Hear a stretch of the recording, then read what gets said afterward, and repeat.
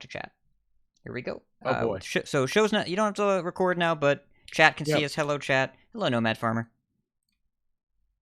Hello. Let's see here.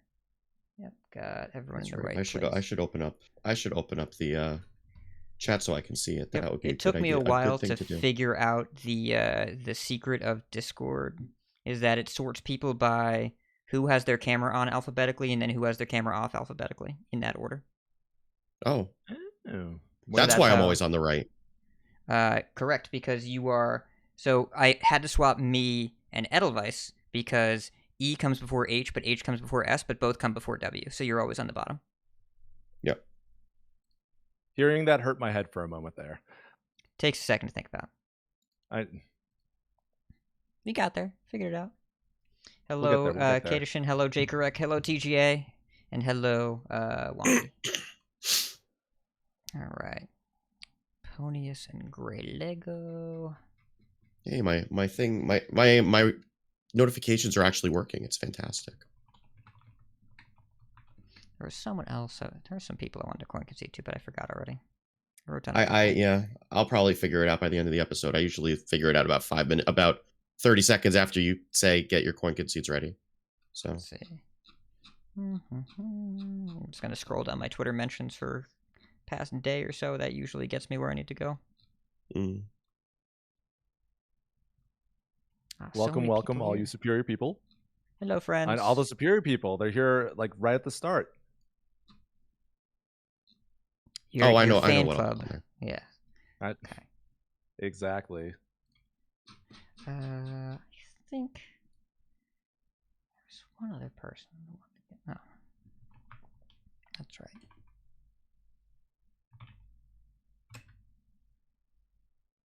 Okay. I mean, Nanchagger, all of our Twitter feeds are just hat. That's just what happens. Whenever the friend circles start going around, people start tagging me when I'm not in the circles. It's very strange. Because any Hearthstone we expect that if you haven't responded within about 15 seconds, that you'll want to. So we're just making sure that you have it tagged for you. All right, great. Lego and but Hat doesn't need it tagged. He's going to see it anyways. It's actually very true. You are so on it. There have been a couple days where I've had to do work and stuff, and then I've missed some non-tagged mentions of my names by half an hour. It's been strange. Wait, you're telling me that being on Twitter isn't your work? No, I don't get paid for that. Twitter should be paying you actually for that. I believe that's called Twitter Blue, or super followers. I don't know. I'm sure it's a thing. All right. Twitter Blue seems like an NFT scam to me. So exactly. That's why I haven't done it. They'll probably get me to do it if they actually move TweetDeck over to that, like they're rumoring to. So yeah, that's how they get. Yeah. All right. We can start recording now. Okay, recording. All right. And I am recording. Okay. Check. There we go. Oh, I remember who I wanted to coin. I finally did. I finally remembered. Okay, good. Right before. Hello, Ruby Jean. Hey, Ruby Jean. Hey, Ruby. Yeah, I'm going to put it down so I don't forget in 3 hours. All right. It won't be a 3-hour show. Won't be. My voice won't last a 3-hour show. So, exactly. Yeah, it won't be. It won't be. All right. So, did I tweet the show is live? I said so in the Discord. I don't know if you did. I'm pretty sure I didn't. I'm investigating. I did not. Hey, we are live.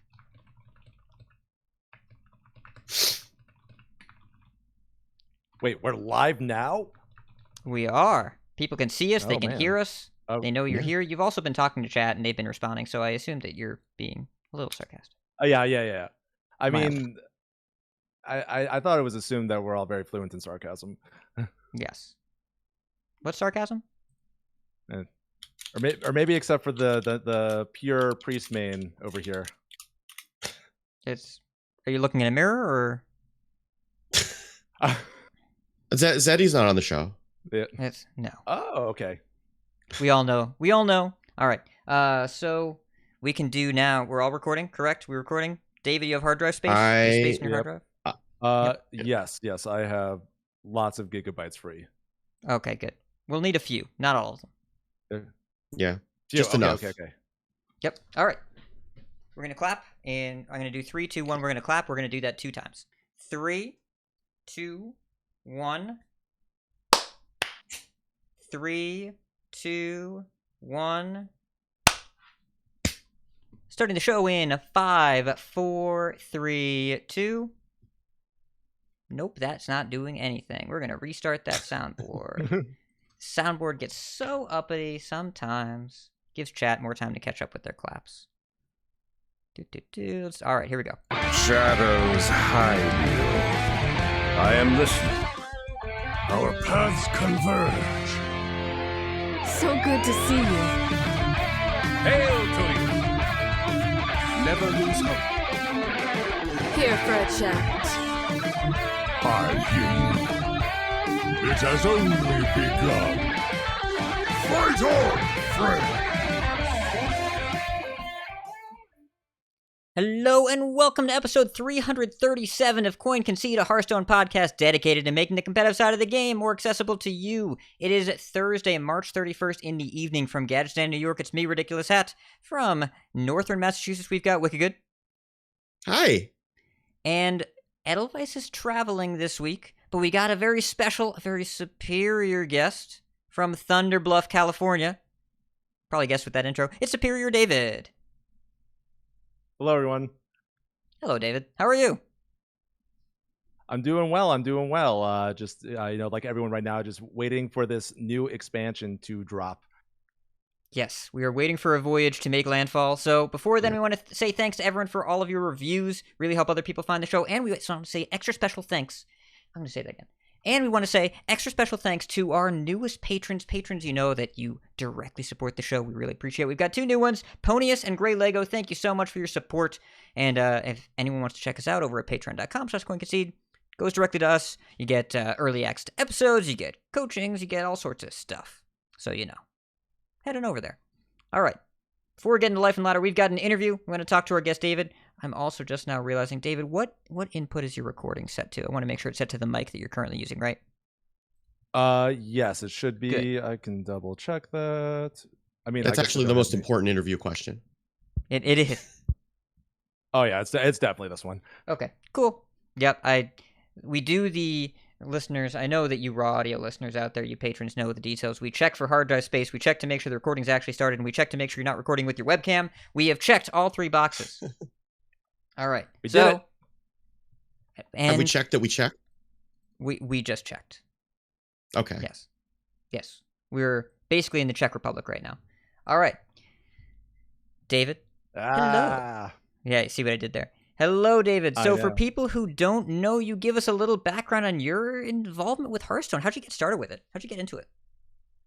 Well, it's a real humble beginning where I was home from college, just cracking open cold ones with my friend, and he just sort of tossed this iPad at me. It was like, "Hey, David, check out this game." And the game was Hearthstone, and I checked out the tutorial, and then I sort of just proceeded to ignore him for the rest of the evening and play Hearthstone. And a very classic introduction to Hearthstone, and from there I sort of played the game up until Journey to Ungoro. I sort of took a break from then until Kobolds and Catacombs. So I missed like all of the Jade Druid shenanigans that I heard was very fun, and then I've been playing ever since.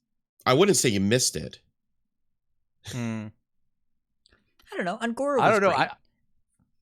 Ungoro was great. I just hear like whispers of this the Jade Druid and 5-mana Spreading Plague that I'm like, maybe I dodged a bullet there. I'm not sure, but I mean, you guys could probably tell me. The KFT meta was a bit rough at times. Yeah, that was especially that first month. Yeah, when we were playing aggro Spreading Plague Druid, that was you didn't miss much. I think you made the right decision. Yeah, it was an interesting time, and I think helpful for gaining perspective on where Hearthstone is now. But at the same time, it used to be worse isn't really a compelling argument for anyone that's not having fun. And that was just it's important for historical purposes, but I don't think you really had to be there. You got what you needed out of that.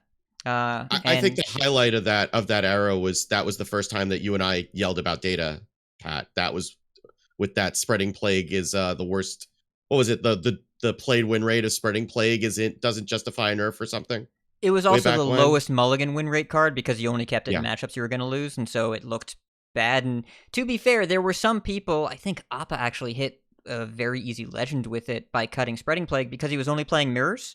And I understand if you're only playing Jade Druid mirrors that maybe Spreading Plague's not the card you want to draw, but in general, that card at 5 mana turned out to be too good. Who could have seen that coming? They tried that again, by the way, later with Giggling Inventor, and 5 mana for 4 attacks being taunted was also too much. David, did you have a background in card games, or was this the first one?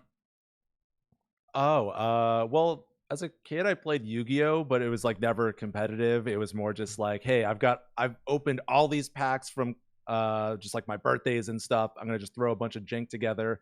I did go to one Yu-Gi-Oh tournament with my janky deck and got absolutely stomped by this kid in high school, and I'll never forget because I cried after, and my mom had to like pick me up. It was a whole thing. Yeah. Did you try the new Yu-Gi-Oh client when it came out? Because I saw some clips of that, and it is dizzying. You know, I didn't, but I don't know. I guess like my interest in Yu-Gi-Oh sort of fell off like after then. But I'm always just like, I wonder what this game is truly like, because I never really got the real Yu-Gi-Oh experience because I was just sort of just kitchen table Yu-Gi-Oh-ing it around. Yeah, I watched a clip of Tyler Udid getting OTK'd on turn 2 after like a 4-minute turn, and I'm sure there are some people that are into that. But I mean, if you're the one doing it, even then, I don't know. It seems like a fun game if you know what you're getting into, which is probably dying on turn 1 or 2, or killing on turn 1 or 2, or something like that. Yeah. I'm not here to judge it, but it seems pretty high power by design. I like how Wicked's response, I feel like it's quintessential priest response, like, well, hey, if you're the one doing the broken stuff, pretty fun time. I'm accustomed to zero fun or zero sum fun. As long as 100% of the fun is in my side of the board, it's fine. Eventually. I love it. Yes. Eventually. So, what caused the jump from I'm playing on this iPad all evening to I'm going to have other people watch me play this game, to content creation? Well, that can be either a long or short story. I don't know which one you want here. Give the fans what they want. Tell us the history of David. Oh man. Oh my god. Well, many moons ago. No, I mean, I guess my interest in content creation sort of predates like anything with Hearthstone. So like, growing up, I always enjoyed like making videos and like the whole like production process, and that led me to like go to film school, where from there I like moved out to LA. And while I was unemployed out here, I started up this YouTube channel, the SuperiorDavid, and that's sort of like where the character came from there. And I basically would just do scathingly sarcastic vlog videos where I'd sort of spin the mediocre elements of my life and make them superior, and make fun of David's every week as one would. And that never really went anywhere, but I sort of always kept that experience in the back of my mind. And when I finally got a job, I was always just doing stuff on the side. And I saw when I got back into Hearthstone, I started also like checking out Twitch more, and I had a buddy who did like Mario speedrunning, and I was like, this Twitch thing seems pretty cool. So I was just like, well, what if I just like repurpose all my SuperiorDavid stuff I already have and do like a Twitch stream, and I'll play some Hearthstone. I'm pretty okay at it, and I guess here I am several years later, still pretty okay at Hearthstone, and doing content. I mean, regularly top 500 legend is probably a little bit better than okay. That's true. It's sort of it's interesting because I think when if you're like associated with like a lot of competitive people, it sort of skews your perception of things. Yeah, where it does. Where like I'll come in, or people will come into my stream and be like, "Oh, top 400 dumpster." It's like, oh, okay, calm it down, buddy. Wow, Twitch chat being randomly insulting for no reason—that's a new thing. I know you never see it coming, but you got to be careful with that Twitch chat these days. Yeah, not you, Coinkaty Twitch chat. You're wonderful. There's something to be said where the skill set that I found that I've developed the most playing at a pretty similar rank, and where we queue into each other a lot, and I get to say hi to chat in your messages, is that we develop the skill set to notice the things we're doing wrong, but not necessarily the skill set to fix them. It's more being aware of the ways to get better and then not engaging with those methods because they take a lot of time and effort and focus, and we don't necessarily have those, especially if we're streaming or if we're not streaming, that in my case. And so it becomes this constantly being aware of the things that you're choosing not to do to improve, and that means you're constantly saying, well, I must not be good if I'm choosing not to improve, when in reality, top 500 legend routinely 11x while playing on stream where other people can see your hand if they wanted to is still an indicator of skill and a pretty tough bracket to reach. Yeah, I mean, it's also the fact that like you're playing at probably around a 50% win rate, so you're noticing that you're losing a lot when you're losing to people who are grandmasters. Like, the fact that you're queuing into those people doesn't necessarily register as much as the fact that you're losing to them. It's like, oh, well, I'm not as good as them. Okay, but you're probably better than 99% of the other people if you queued into them, but that's not who you're queuing into. Yeah, absolutely. And then, and then sometimes I'll just like to, make a meme play or something like, hey, I know I don't need to play this Yogg-Saron, but how can I call myself a content creator and not play the Yogg-Saron? And like, I've had people be like, oh, David, you had lethal. Why would you make that play? It's like, because this is hysterical. Yeah, because Yogg. And I know you said meme play. What you mean is the Yogg when you have lethal, or the Yogg equivalent, the Rune, or the Box, or the Solarian. It's always a Yogg. Exactly. It's always a Yogg. Yes. So what kept you going? Because content creation, I know we've talked about it a few times, and I know that basically every streamer I know at this point has talked about it. It's not an easy job. Yes, you, air quotes, play video games for your job, but also it is playing the same game repeatedly while building an audience, whether you want to play it or not, for a fixed time period, which is not normally how people engage with games. So how have you managed to keep that going, especially with all the talk around creator burnout in the Hearthstone space right now? Honestly, well, first I just really enjoyed the work. Yeah, the video games is fun, but I also just like editing videos and like getting into I get to clean my audio now. I'm a freaking nerd with that kind of stuff, so that makes things easier for me personally. And then I guess the way I sort of view things, I'm just like, oh well, if I want to do better, then I think the cool thing about content creation is if you want to do better, there are like actual actionable things you can do to just like make your content better or position it better that will lead to you doing better. So I just sort of use that as motivation to just keep me going, I guess. I don't know if that's like a naive look at things, but that's partially what guides me. Then also, of course, the Superior Lady, who is incredibly supportive of absolutely everything I do, and I'm so fortunate to be domestic partners with her now. Oh, that's nice. It's wonderful. Yeah, congratulations, by the way. You've had a lot of life changes in a very, very short period of time. Yeah, it's funny because I tell people we're domestic partners, and they're like, "What does that mean?" I'm like, "We don't really know. I just get health insurance now," and I think it's we're committed for the long term, not in a position to get married yet, but health insurance is pretty cool. Yeah, and, America's a hellscape. Hooray! Yeah. Well, it's also fun because like now she is the designated partner 1 and I'm partner 2 in our relationship, so that's been some fun jokes as well. I get some like partner jokes. 1, partner 2 shirts made. Jokes. That's definitely. I mean, you just go over to like Universal while you still can, right? And just get the thing one thing 2 shirts. Exactly. Yeah. And we just talked about big changes. You are now full-time SuperiorDavid. You went full-time recently. It's true. Yes, very recently. Actually, more recently than I intended to. As I think we spoke about it, where I planned on making this change closer to when we were gonna just move out of our current apartment. We're like, in addition to becoming domestic partners, going full-time content creation, we're also moving closer to family. So it's like it's a lot going on right now. But I was trying to time those up a bit better, but like I just need to like get out of my job, so. Left a bit earlier, and so the full-time content happened a bit sooner, but it's been really exciting. So your Jewish mother features heavily into your stream and your stream awards, and how did she take it when you told her that you were quitting your salaried job, your salaried stable job, to play cards and make fun of her voice for people to occasionally tip you for a living? It's my mom has always been amazingly supportive of everything. My dad as well. My parents are so supportive. Like they let their son go to film school. So I think that like that sort of rips the Band-Aid off of anything else in the future.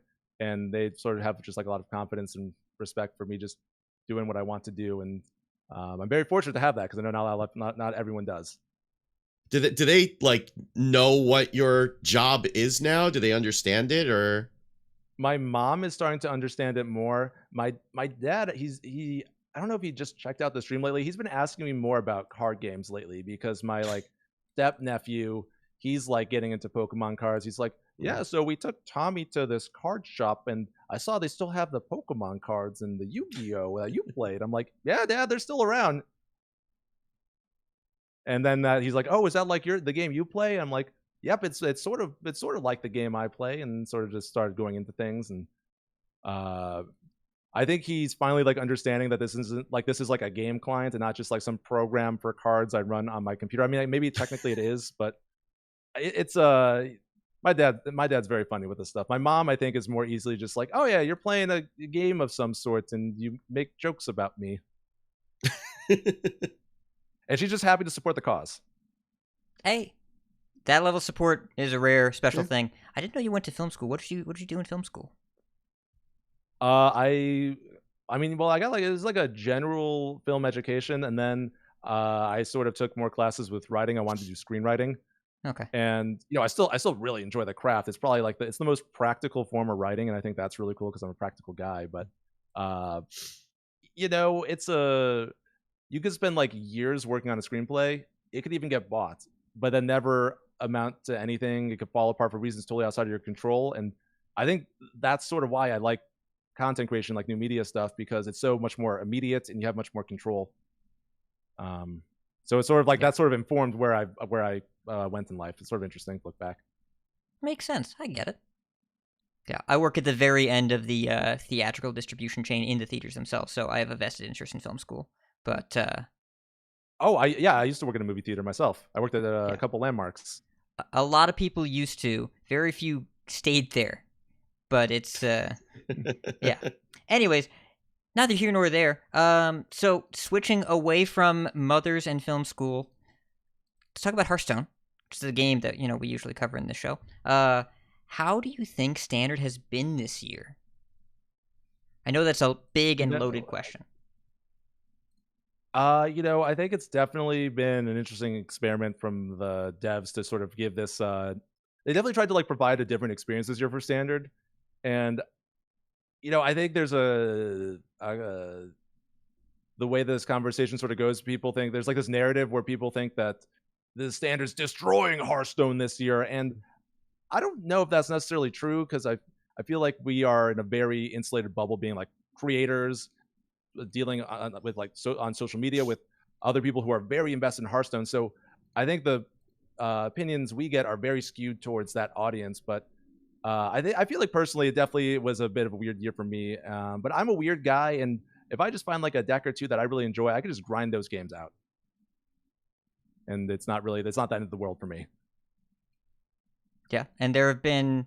It feels like they didn't just try and do one thing with Standard this year. That Standard has been through so many different phases this year. If you like some grindy minion decks, then Barons was there for you. If you like Priest, then there were a couple times that Priest was good. If you like from hand combo, I know that there's a lot of from hand combo out there. If you like Rampy Druid, well then current Standard is exactly where you want to be.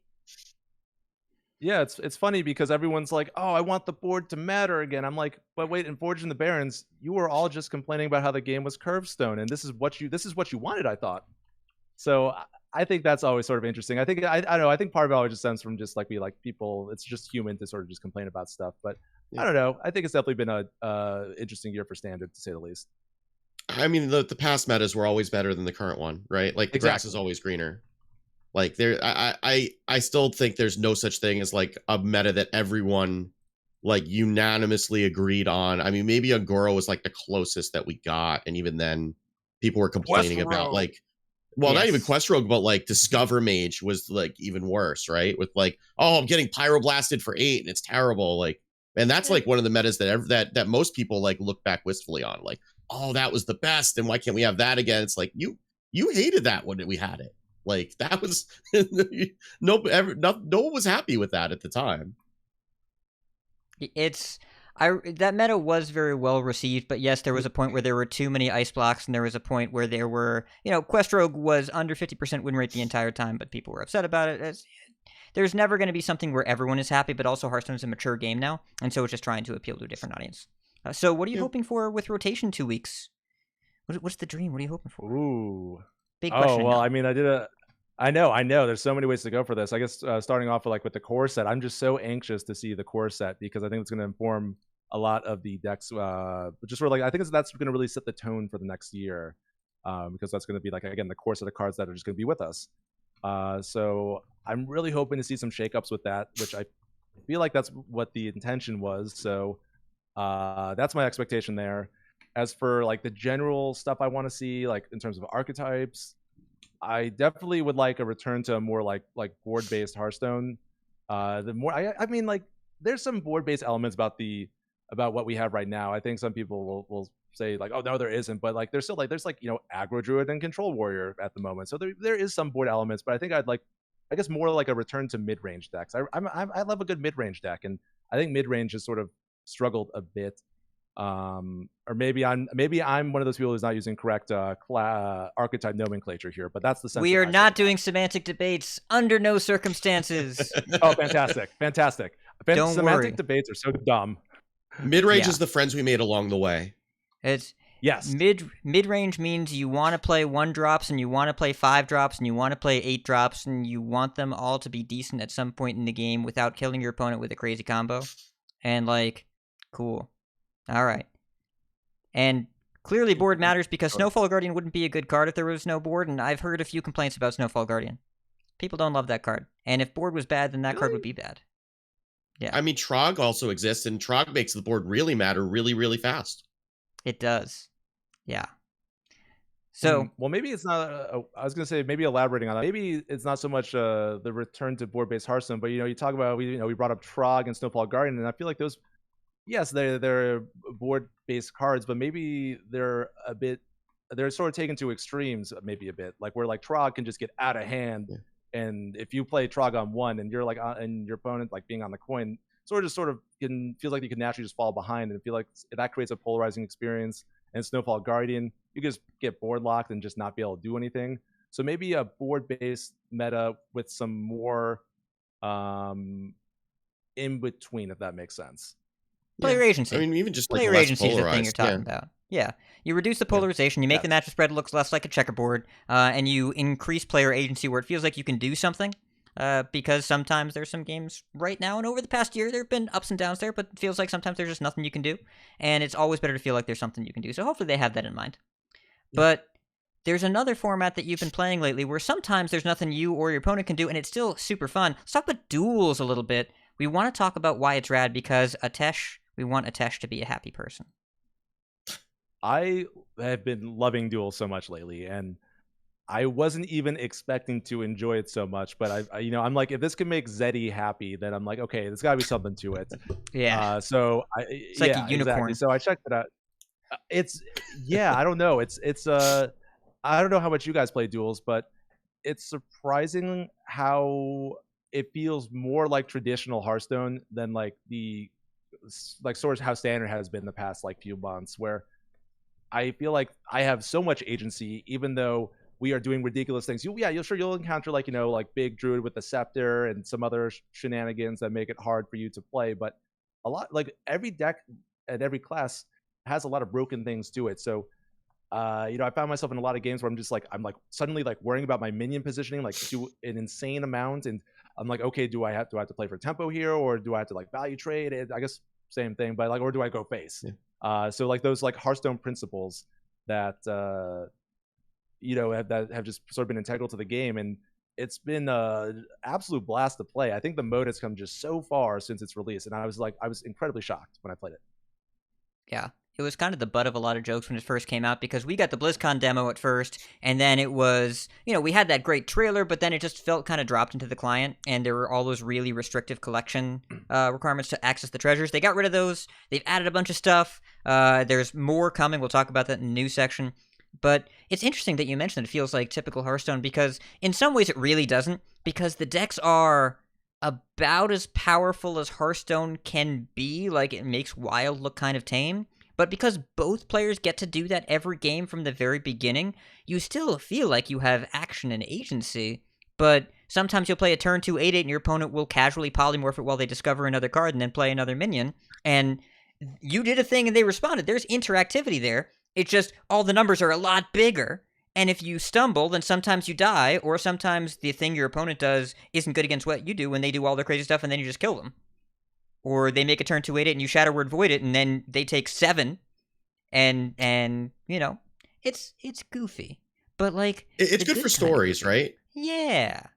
Yeah, it's I find like just playing it more, it feels like a mode that's just like fun for the sake of fun, where like, you know, I feel like sometimes, you know, with like any of the other, maybe not so much BGs, but like, you know, with standard, there's a whole plan for standard. There's like, oh, maybe we don't want to nerf this because there's like a counter coming next expansion, or some other things that I might not be privy to. But I feel like duels, it just exists solely to be the mode where you can do ridiculous fun things, and that seems to be like how they guide every decision with that mode, from just like making it more accessible to, you know, finally getting like all the hero powers and treasures in, and it's just so much fun. Yeah, I mean, it's kind of like what people want like the first week of a standard expansion to be, right? Where you can just kind of do all the wacky things and everybody's doing wacky things, so everybody's having a good time, and that never works out in standard because somebody finds the broken aggro deck and then just beats everybody about the head with it. But duels is that. Like, duels is just kind of finding the broken thing that's completely ridiculous, then building your whole deck around it. And then, you know, getting to see if your broken thing is more broken than their broken thing, but it's not the same broken thing that just kills you on turn 5. Well, sometimes it does, but that's not like the plan for the first week of it. Like the first week of the expansion, that's what everybody's trying to do. And it's not like seeing the same thing over and over again and then getting frustrated and tilting out the client. Yeah. In duels, it's called Flame Waves. But there's still, even though they still have a lot of knobs to balance. And I will note, our perspective is from people that are super duper highly engaged and experienced. And duels is definitely the most difficult mode to get into and master and understand because there are so many choices all the time. But for people that are highly engaged like us and looking for a more varied experience when we've gotten a lot of what the constructed formats and other modes have to offer, duels is definitely the most dynamic that I've experienced. Well, I think one of the benefits. Go ahead. No, go ahead. The ADHD. No, you. I was going to say, well, I think the great thing about duels is it could be like really as intense as you want to be because there is that casual mode. So if you just want to play more casually, there's that ability to do so. And the way it's sort of structured, like the way we're talking about it sort of reminds me, I don't know if you guys play MTG, it sort of reminds me of like Commander, where like Commander is a really fun format of MTG. That's sort of like, that's how it's meant to be. And everyone's just sort of doing broken things in Commander. And I feel like that's sort of like the Hearthstone equivalent of that. Yeah, duels is the Hearthstone equivalent of that. Yeah, I kind of. I think that the one thing that's kind of keeping me from playing it as much as I would like to, when you're talking about like knowledge and you know prior experience, is like I just wish it would save a deck for each for a treasure hero power combination, because that's where I kind of get like I get to the selection screen and it's like, oh, now I need to go to hearthstonedecks.net and find a duels deck for one of these to see what I can play. And then it's like, well, I'm just like, you know, brushing my teeth. I just want to play a game. And then I kind of bounce off that and end up going back to standard or whatever sometimes. So I think that's like the one, I don't even necessarily want them to like autofill a deck. Just kind of like, I've played this class before. This is what I did the last time. Just save it so that I don't have to go find it again. But, you know, I think that when I do play it, I don't play it as much as I would like. But when I do play it, I tend to enjoy it. And I end up losing time to it that I don't expect to lose to it. Yeah, and there's going to be some large duel changes coming. We don't know all of the specifics yet, but we know a few of them. There's probably more coming with the patch that we will get next week. So we'll talk about that in the news section, but we've got a few last questions. A few more. So, David, you were the SuperiorDavid. And now there's no more definite article. You are simply a SuperiorDavid. Why the change? Well, it's a change that I've sort of been mulling for a while, and Ron sort of just mentioned it. I'm just like, I had been thinking about it. It's low key messed up so many things with like plugins and extensions with my stream that I'm still like catching. I thought I caught them all, but suddenly something will stop working. I'm just like, why isn't that working? It's like, oh, because my Twitch account's connected to it. But I like to think of it as more of a thank you to the people who have supported me all this time, because by removing the from my name, I'm saving you just so many keystrokes over the course of the years that people will of course be continuing to watch me. So I'm really just thinking of the fans' risks and stuff. I don't want anyone getting carpal tunnel. I can't have that on my soul. So I thought this was just a good way to give back to the fans. I appreciate your respect for your fans. All right. Favorite non-Hearthstone game? Oh, well, I think Wicked might know this, but my favorite game of all time is Mega Man X. I love Mega Man. Yes. I've always been like a Capcom kid, but Mega Man X was like the first video game I ever played. I remember getting like dropped off at daycare and getting my my butt kicked by Chill Penguin, and I don't know. It's a game that I feel like is just so well designed on like every level, and I could just play it for eternity. But I mean, as of late, I just beat Elden Ring, so that's definitely on the forefront of my mind at the moment, and that was really enjoyable. But favorite non-Hearthstone game, definitely Mega Man X. Do you like the whole series? Is there a particular point where like it jumps the shark for you, or? I mean, X7 was definitely one that really was not great, and I don't think even aged well either. But I think these days I'll really just go back and play like X and X4 and even X5. People like to dump on X5, but I still enjoy it, and I feel like those three are my favorites. And I'll occasionally go back and play like Mega Man 2 and Mega Man 3. But I think the X series are my go-tos. I mean, I grew up with the Battle Network Mega Mans. Those games. Man. Oh yeah. Have you played One Step from Eden? Have you played that? No, you've definitely talked about it on Twitter before. Yeah. You should play that. That's a game that you would enjoy. Yeah, that's a game you would enjoy.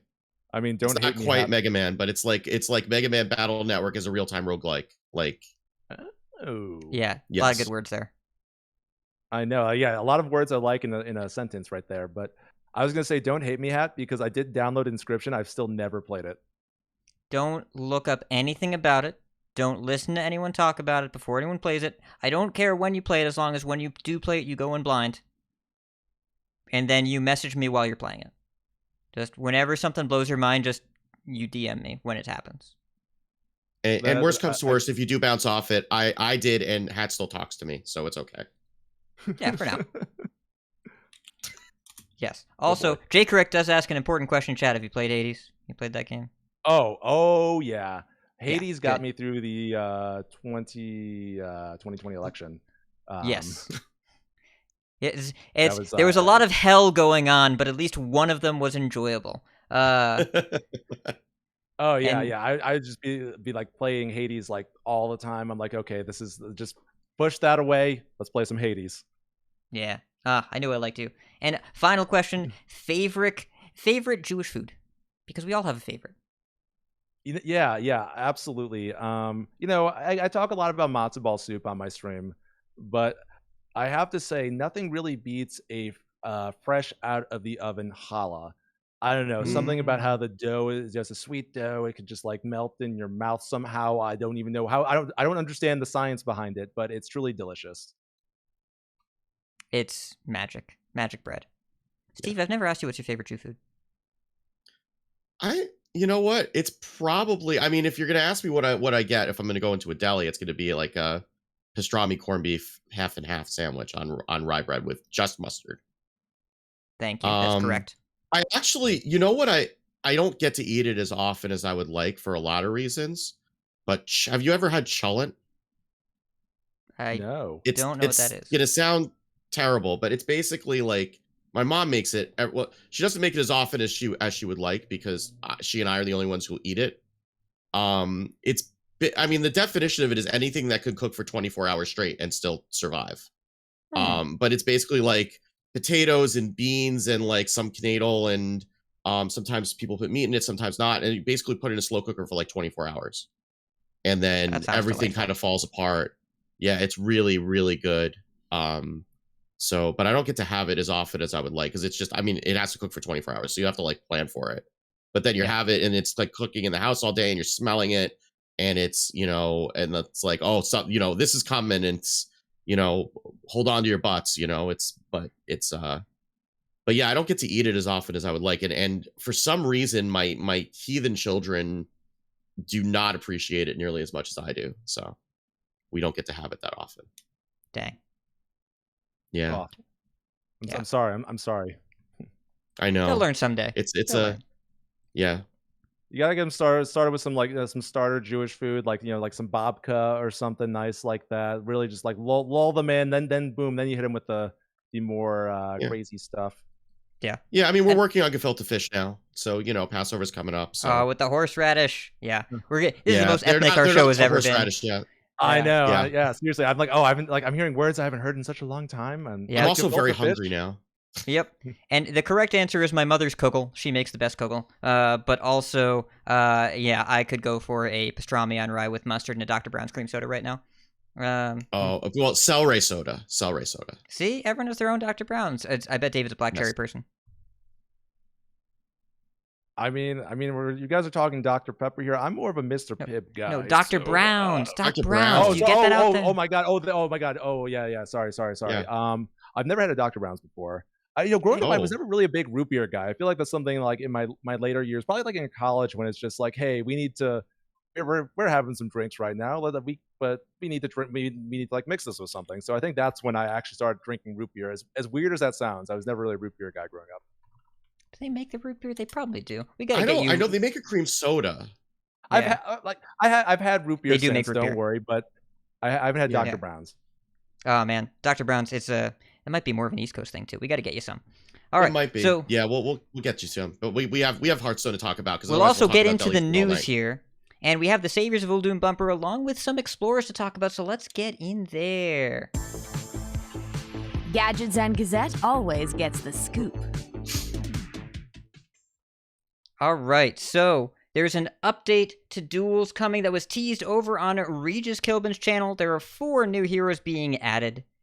The League of Explorers is being added to Duels. So there's Reno, there's Elise, there's Bran, there's Sir Finley. All of their hero powers and all of their treasures are being tweaked a bit and coming over from the single-player content, the Tombs of Terror, which was released with Saviors of Uldum.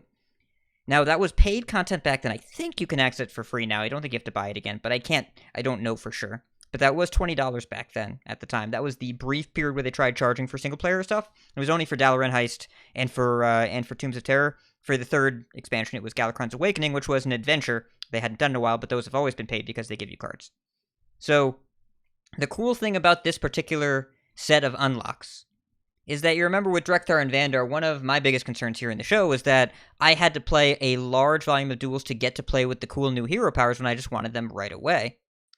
The way the unlocks work here, because these are single-player heroes that are attached to duels, if you unlock the hero powers and treasures in the single-player content in Tombs of Terror, you have access to them in duels. And it's not a one-time progress transfer. It's whenever you unlock them in Tombs, in the single-player, you also have them in duels. So, I would like have a to nice assume that upgrade. they're opening that up, right? Like they would probably have to take off the $20 price tag if that's. I don't know if the it. case. If it. I thought wasn't the first chapter free or something for that one? It The was, first yeah. chapter was free. Okay. Yeah. Yeah. The So first hit's maybe you always can just free, then unlock after through the that, you have first to pay. chapter.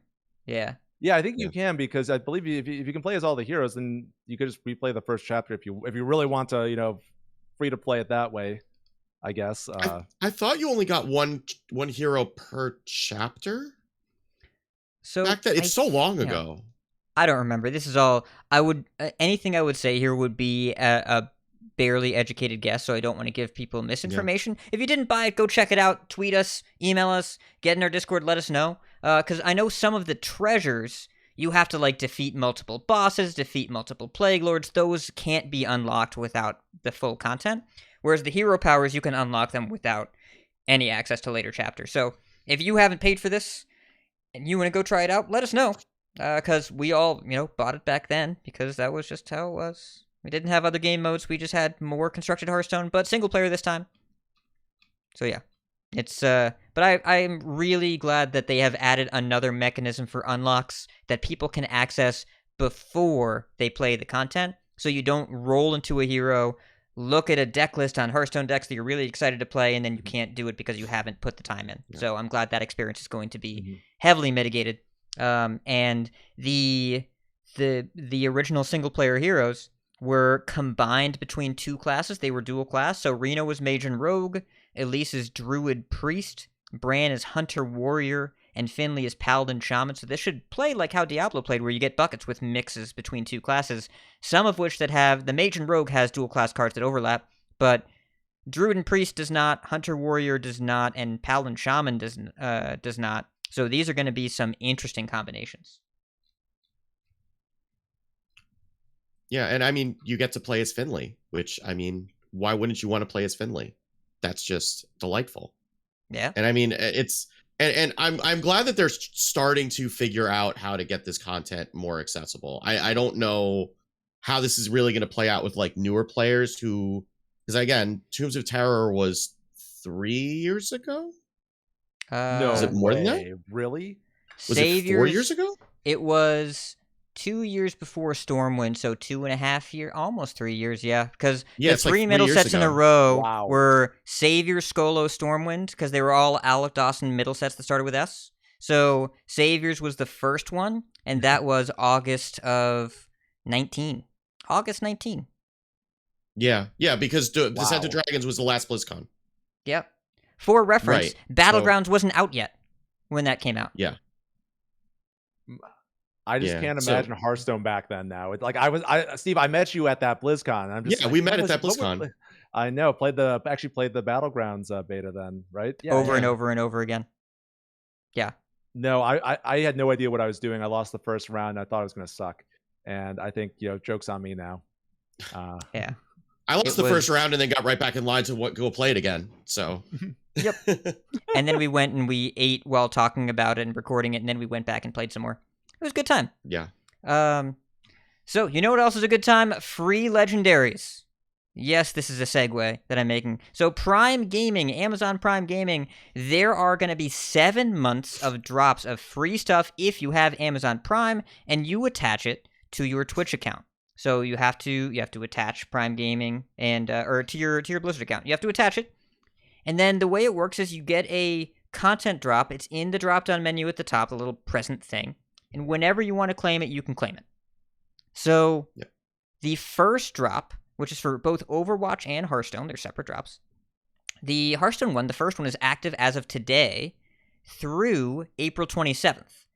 The first one is a legendary. It's going to alternate between a free legendary and a free standard pack.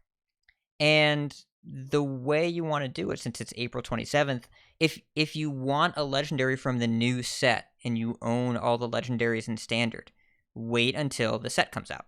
If you want a legendary now, it could be for one of the rotating sets. It does respect duplicate protection. It does check against current standard. But if you want a legendary now, it could be from the sets that are rotating. If you wait until the 12th, and you wait until a set drops on the 12th. Don't do it that morning because that would be upsetting. But wait until the set drops. Wait until you've updated your client, whatever. And then you click the button. If you own all the legendaries that aren't from the new set, you will get a legendary that is from the new set. So you probably want to wait. And even if you don't own all the legendaries from last year, or this year, I guess, it will be more likely that it will be from the new set because you will have all the legendaries except for like the one that you get for logging in immediately available, whereas you're only going to have whatever you're missing from the last sets. And I guess I should add here that they added 2 new portraits to the shop this week too. Shadow Touch Zarella, and I forget what the Demon Hunter is. Vengeant Kurtrus. Both are great, by the way. Yeah, Vengeant Kurtrus. So those both come with 5 class packs as part of the bundle. Same thing. You want to wait until after the expansion drops to open those, because those will pull from anything that's in standard. So right now you're opening whatever sets are in standard. You probably have a lot of those cards. If you wait until after the set releases, certainly the commons and rares that are in there will be from the new set. So it's just going to be more dust if you do it that way. I mean, I guess it'll be more dust either way, but you know, it'll be slightly better if you wait until after the new set drops to open them. And you know, personally, I'm just waiting for the Hearthstone Reddit post of someone who actually claims the Prime Gaming reward the morning the new expansion comes out and misses the chance on their Oh yeah, new legend. It's going to happen. I will be absolutely. shocked if it doesn't.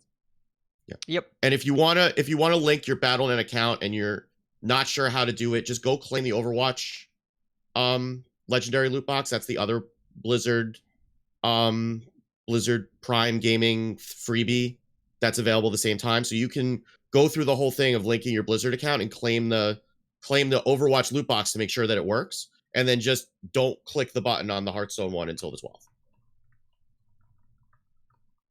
Yep. That's generally we anything that gives you a free legendary drop, you want to do it at the last thing possible, and then you open your standard packs or your limited packs after that, and then you open the normal set packs as the last thing. Yep. Also, we have an update from Little Robotus in the chat saying that Tombs of Terror is still in the web store. The first wing is still the only free one. So that's still paid content. So you can unlock some stuff, but to get to all of it, you need to unlock all of it. It is fun, but I'm surprised that it's still $20. But I guess that was the original price point, so maybe there will be a discount at this at some point. Or maybe they make it free when the set launches, right? Like that's certainly a thing that they might decide Could to be do a thing. too. I mean, like if they take away whatever packs you were going to get at the time, right? Then there's no point in keeping that gated. They could just open that up as free content. They could. I hope they do. But as of right now, it isn't. So, yes. But manage your expectations, listeners. As of right now, it is not free content. So if you don't own it now, then either unlock it by playing duels, unlock it by grinding the first wing, or pay it $20. Whatever you want to do. All right. We have a server hotfix that went live yesterday.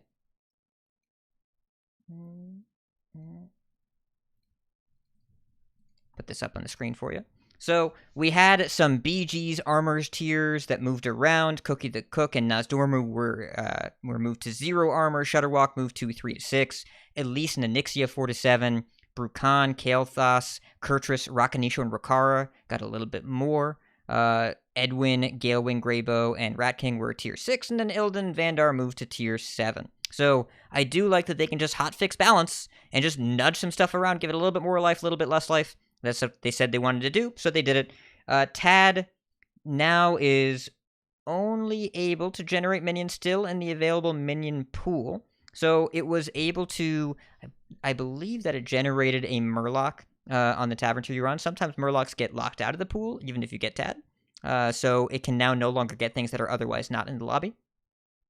There were 3 Mercs bugs with the Heroic Smolderwing Bounty, Yu'lon's Jade Gust, and Nefarian's Chromatic Infusion, and those are all resolved. That's nice. And we do also have a note about Unstable Evolution. So, Unstable Evolution is this is the first Echo card ever printed. It does not have Echo. It predated Echo. This was in Whispers of the Old Gods, I believe. No, Kobolds. Kobolds and Catacombs. So 1 mana spell. Transform a friendly minion to one that costs 1 more. Repeatable this turn. 1 mana, evolve a thing. And it kind of sort of has Echo. It was given a nature tag when they added spell schools. And then Radiance of Ajara, the new legendary that was revealed, the Shaman one, among other things, makes your nature spells cost 1 less. So because of the nature spell that Unstable Evolution now is, it now is, on turn 3, if you have any minions, they just get evolved to maximum forever. So, that is going to be disabled by an air quote nerf of sorts. It is actually a nerf. They're making Unstable They're giving Evolution. dust back for it, right? They are. Yeah. And they're making Unstable Evolution an Echo card. They're actually nerfing it by giving it the keyword because Echo has the built-in nerf from Glinda and Snip Snap back then, where Echo can no longer be reduced below 1. So they're effectively taking this card and adding, this can't be reduced below 1, but there's no more room in the text box. So they actually added words by taking words away. Kind of clever. Kind of interesting. Finally, some justice for Unstable Evolution as the OG Echo card in Spirit. I'm happy to finally see it get added to the Echo collection here. Yep. And interestingly enough, it does work with Mistwraith now, which, for those of you that don't know what Mistwraith is, don't know how you forgot about this one from the Witchwood, a 4-mana 3/5 rogue card. Whenever you play an Echo card, gain +1/+1. You can go off now with Mistwraith and just scale that like crazy. But I don't know. I just don't think that's going to come up all that much. Just live your best life. That's all I have to say. Just you do you. If that's what you want to do, go for it. Somehow. You know, you can generate a Mistwraith I'm and awaiting Shaman. Oh yeah, I mean, Mark is definitely going to do it on YouTube. I'm awaiting the video for sure. And that's all the news that we have this week. So before we get into new cards, we do want to talk about GM playoffs, which seems kind of important. We have our winners in GM for qualifying for Worlds. We're going to talk about it. It's the grand tournament.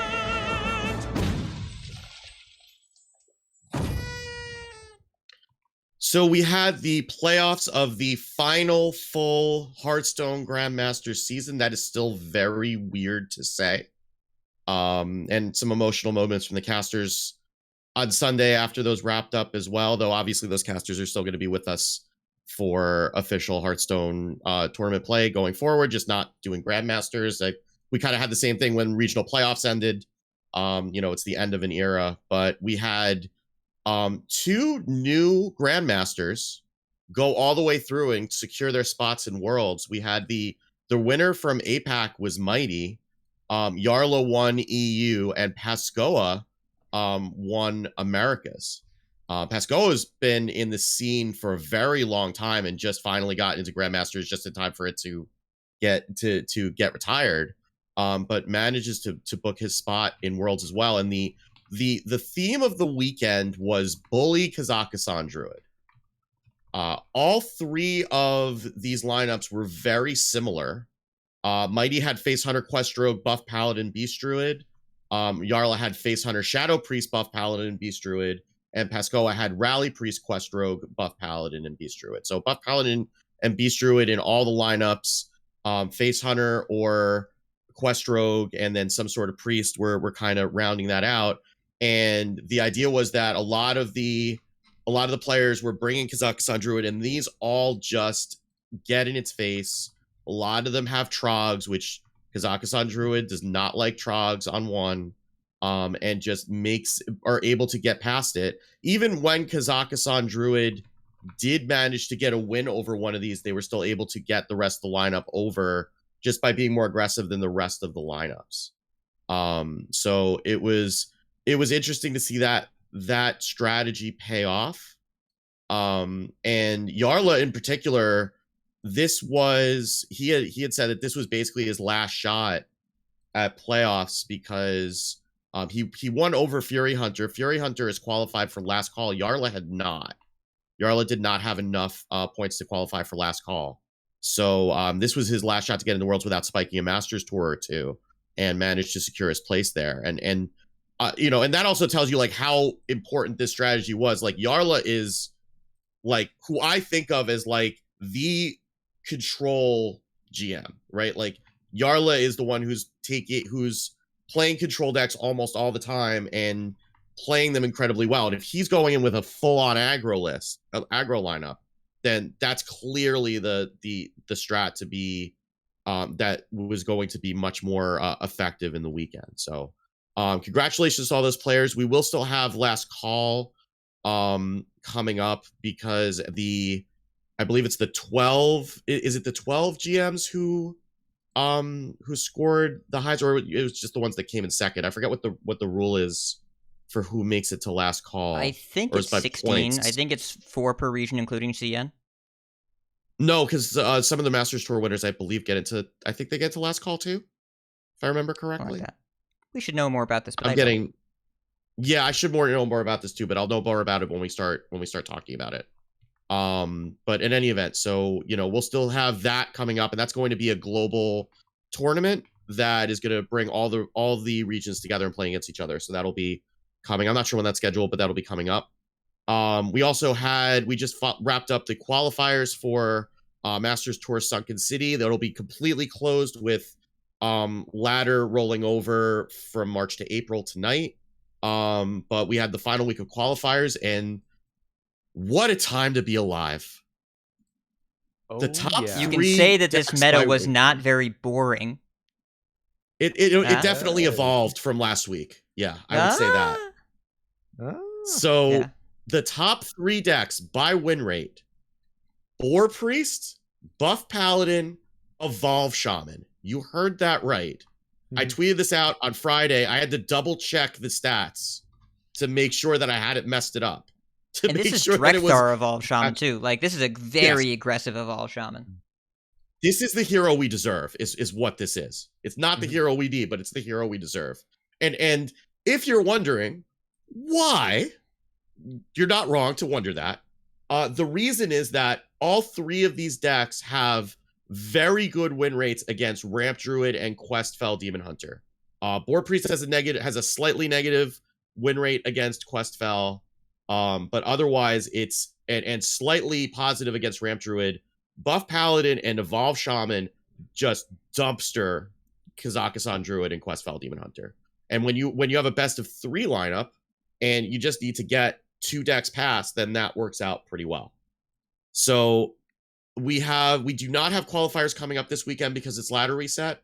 The next and Lobby Legends qualifiers and Lobby Legends. Well, we're getting to that in a second, but they're not scheduling the lack of qualifiers around Lobby Legends. They generally take the week off for ladder reset.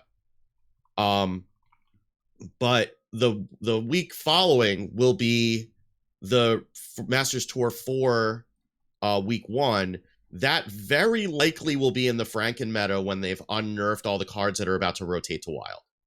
So that will be quite an experience if you're trying to qualify in that. And a lot of the former grandmasters will also be eligible to play in qualifiers for the first time. I saw Luna tweeting about how to get into those this evening. So will be quite a different environment when those come back up. Lobby Legends is this weekend. As Hat said, again, Slyssa and Gia will be casting along with Sottle doing on the observer role. We have 16 players who are going to be competing: Bayou, Babo Fad, Educated Collins, Caramon, Max 7K, Ponpada 07, Summer, Zoin, you, Kurt, Good Dummit, Hoff, Ken, Satellite, Say, YJSJMR, and Be Nice. So they've already competed in a 48-person tournament, and they're the top 16. They'll be competing on stream.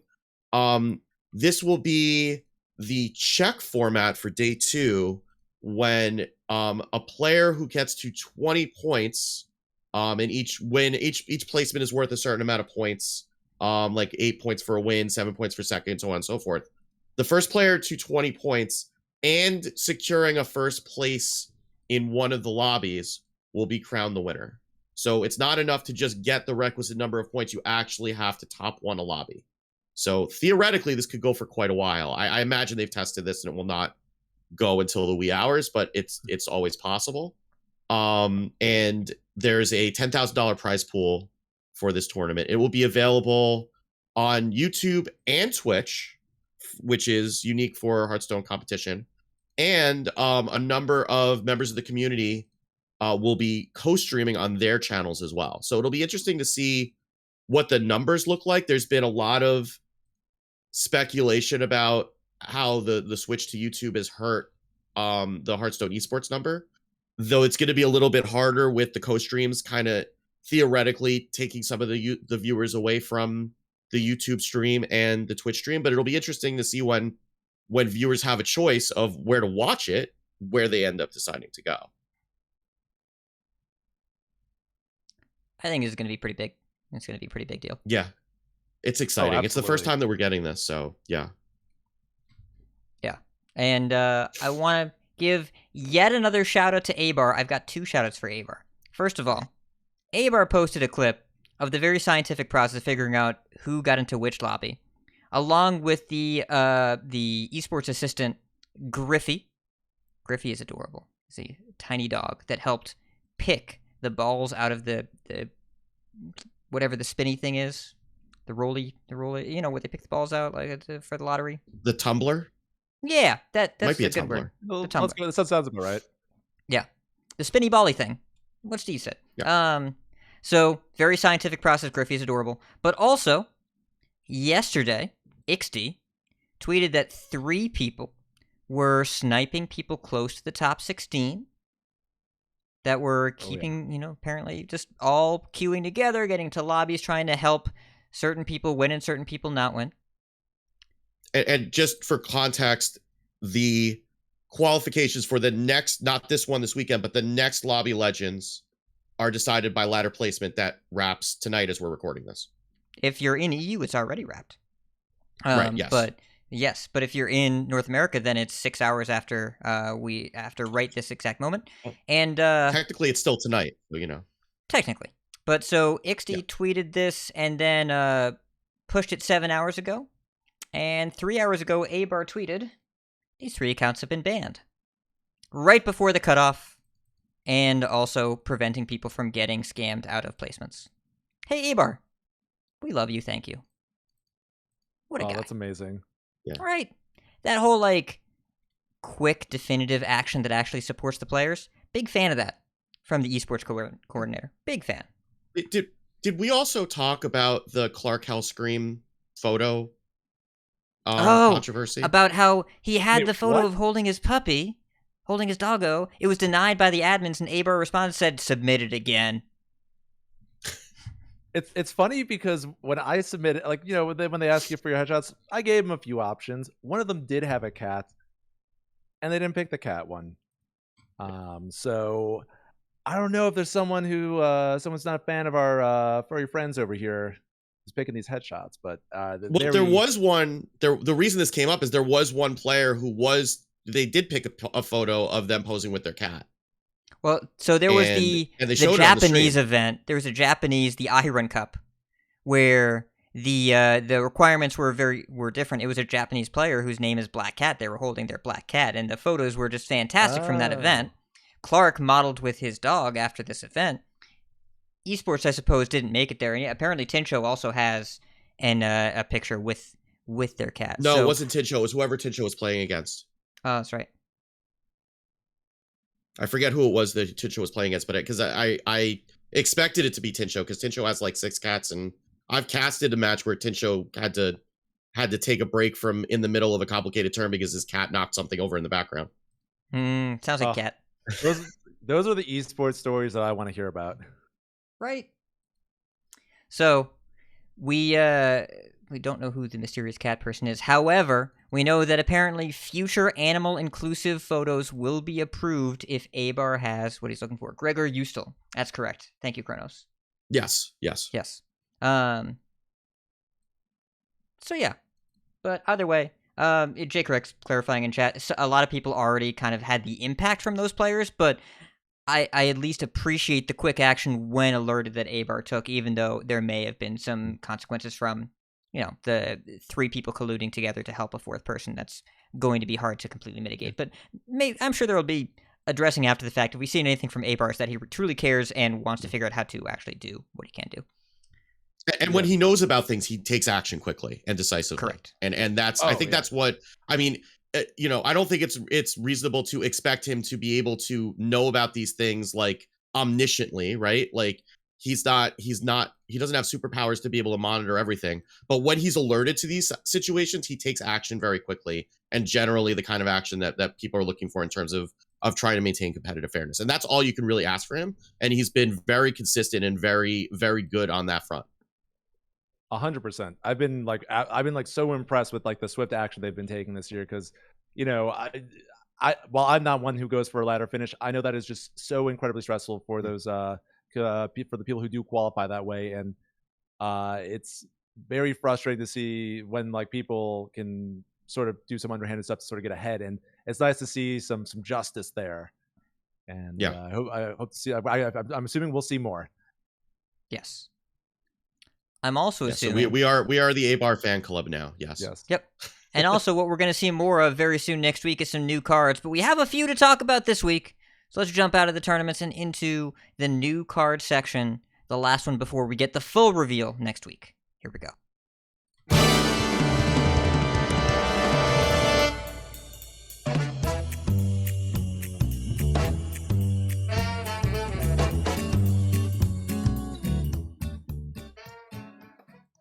Alright, so as usual, we're going to talk about all the legendaries, and by all I mean there are 3 of them this week. And then we each picked a few cards to talk about, just to, let our opinions be heard. We're not going to do full card by card, but we are going to cover a few cards each, and then by this time next week, we will have everything, because the final reveal is Tuesday, April 5th, along with the core set reveal, so we will have way too much information. Next week is probably going to be cards, and exclusively cards. Not even all of them, it'll still be well over 2 hours.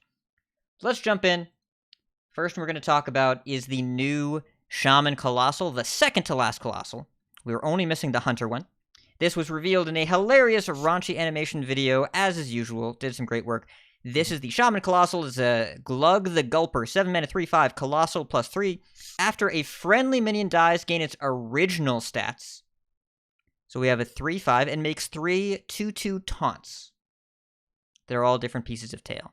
So, when the taunts die, or when any minion dies, then this thing gets bigger. So it's effectively 9 attack that it generates, and when those 2/2s get eaten, then you end up, if all 3 of them die, you end up with a 9/11 giant minion. If you have other minions around, it gets bigger too. David, what do you think of Glug the Gulper so far? Well, for a moment I was thinking, with the pair, this will be really good, but Colossal's not a battle cry, so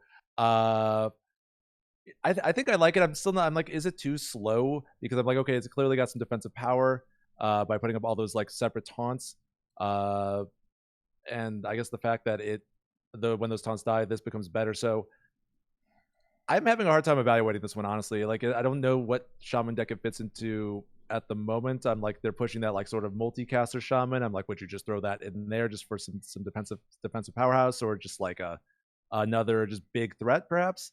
But I do think it's really cool, and I do really enjoy the art on it. Yeah, the art on all the Colossals is fantastic. I mean, it's like if you have a multi-monitor setup, like it's hard to choose what you want your wallpaper to be. I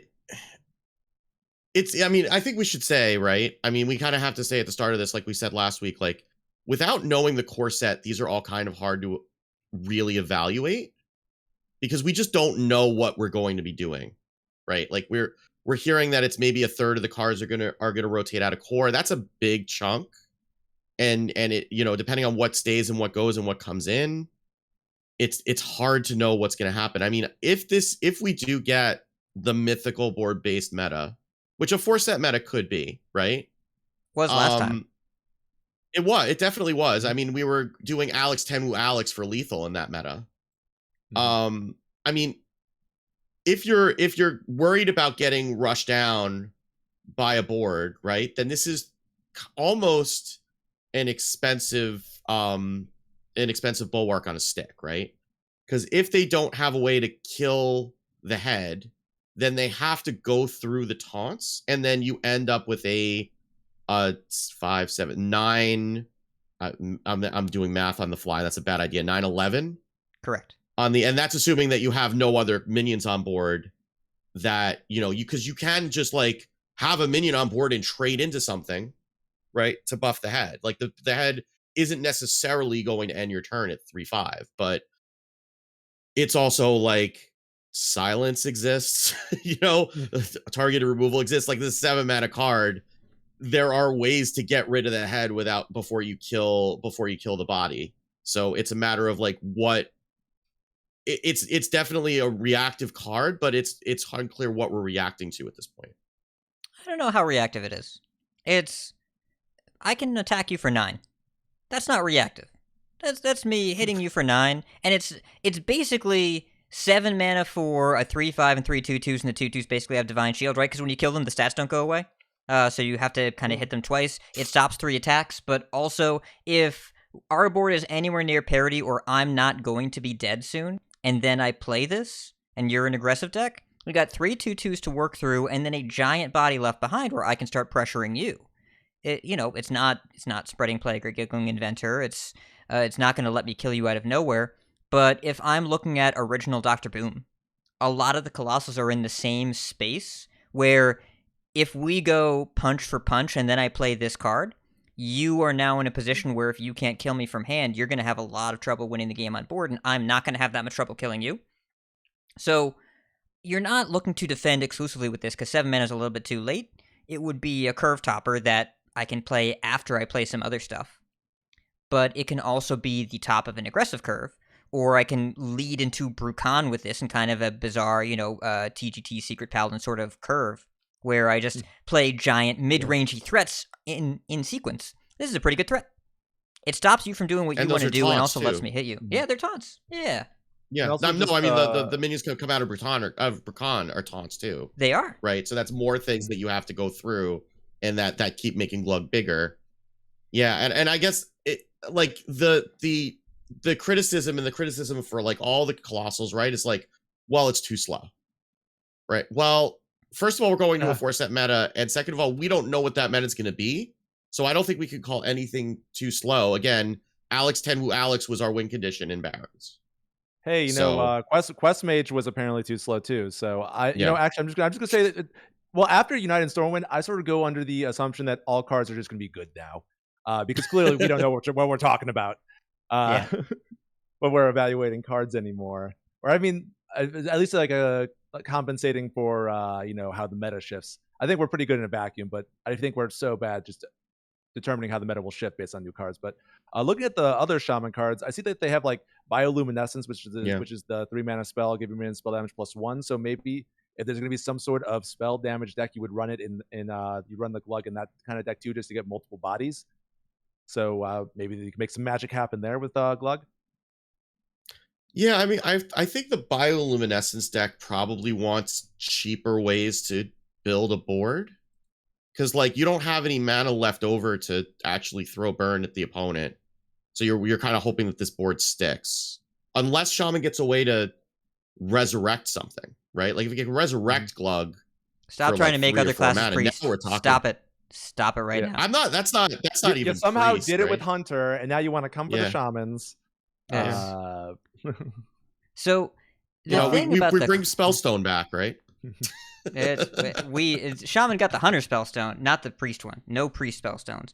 The thing about the Colossals is that it's clear that they're looking to be general use. They want people to play these cards. So they're kind of good at a lot of different things. This can be proactive, this can be defensive, it can give you a lot of bodies, it can give you a single big threat. It's kind of just a solid card on rate in a lower power meta that they want people to be included in a variety of decks if they're playing this class, no matter what your class is trying to do. They're difficult to evaluate because none of them do one thing really clearly. Maybe Kolak. You can look at Kolak, the Druid one. It makes an 8 health taunt that gains you 8 armor. Pretty clear what that's trying to do. Make you not be dead as a Druid. You play that and you are less dead than you were before. Yeah. But the Priest one is also, I can hit you for 9. Right? Like, it's if you don't clear the Priest stuff, it's not about just clearing the minions. I can attack you in the face and I can kill you with that. So they're trying to make these more general use and less specific archetype cards because they want people to play with the cool giant monsters. So I'm about that, and that means I think that trying to look at this as which archetype does it fit into is misleading. The question is the raid good enough to just throw it in whatever you want? And I think it, at least in a lower power meta, probably yes. If we're in an environment where we're looking at playing, again, the comparison to Barons, if we were going to play Troublemaker, this card's probably on rate with Troublemaker. And that's, I think, a pretty good place to be. Yeah. So, I can easily see this seeing play, and not in any particular Shaman deck, just in Shaman decks. My main concern with this card, as with most cards, is that the best thing against it is probably Snowfall Guardian. And I don't really like that the best cards against all the good Shaman cards are other Shaman cards that are named Snowfall Guardian. So, curious to see, but I bet this card sees play. Oh, no. I just had a really scary thought. What if Ancestral Spirit's coming back to core? So we put it on this when we get the 2/2s back? Yeah, and then you have the Bioluminescence on top of that. Yeah. That'd be so much fun. That'd be fun. I don't think they're going to do it, but it would be fun. Or Ancestor's Call would be kind of sick, too. Oh, yeah. Oh, that's pop into play. Against the Death Rattle. I guess my tinfoil hat theory is that we're getting Dirty Rat back, and these Colossal minions will be sort of like the counterplay to Dirty Rat because they're not battle cries. So that's my tinfoil hat theory. We still have Vol'jin. You heard it here first. We do still have Vol'jin. Yeah, I'm what's curious to see what been doing this whole time, Yeah, it's nothing. That's what he's been doing, except in qualifiers when you need really specific lineups to get quest rewards or Kazaka-san. All right, we have another legendary that was revealed, a neutral Innie Stormcoil, who is a new character that is definitely not a creepy villain that looks like a creepy villain. 5 mana, 4/4 neutral battlecry. Choose a friendly mech, summon a copy of it with Rush, Wind Fury, and Divine Shield.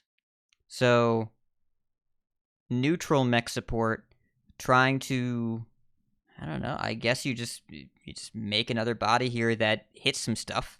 You end up building your own Restless Mummy sort of thing. Yeah. A strange Or like card. a single target battleground battlemaster. Except it doesn't go face right away. Yeah. Well, It's oh some yeah, of the because it's extra bodies. summoning a copy. Yeah. Yep, so the copy But I gets think this Rush, is- Wind Fury, Divine Shield, but can't go face.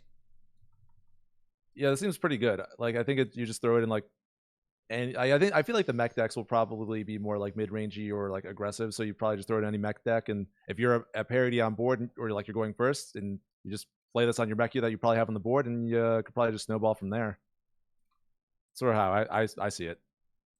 If there's a world where we have mid-sized mechs chilling on the board and then this gets played on curve, then sure. It's a very different place from where we are now. Very different. Well, you look well, maybe not exactly on curve, but you just need to stick like one mech. And look at Battleground Battlemaster. That's a card that you'd think, oh, like people sort of evaluate, oh, it's too snowbally, but like if in I don't know, I feel like a lot of times you can at least stick like one minion, or like it's sort of looking to like exploit your opponent from making that greedy, like, oh, I'm just gonna go face, they won't punish me sort of play. And then inevitably they will get punished. Yeah.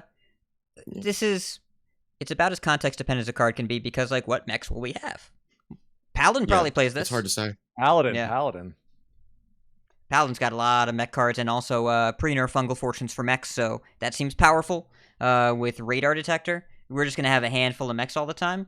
The question is, how often will we have like a 2-mana mech on turn 7 that we can copy with this that we want to? Because we're still really dependent on having something in play when we start our turn. So we have to make sure that happens if we want to play this before 7 or 8, and even then copying a 2 or a 3. If it's a small enough minion, then the Wind Fury and the Rush and the Divine Shield, like if it get 2 attacks with a 3/2, is that good enough on turn 7? Probably not. So I have to have something decent that I'm copying ahead of time. Or maybe the copy is just good enough. I don't know. My instinct is that we need to depend on having a mech in play. We need to know what mechs we have. Yeah, like if we get like the Mechano Egg, the 5-mana Paladin minion, Yes. you just dump that on the board. This becomes real scary with that, because just getting another copy. It doesn't get taunt, but it doesn't get taunt though. So maybe Yeah, you can just ignore it at that point. Yeah, right? yeah. You'd have to buff it somehow.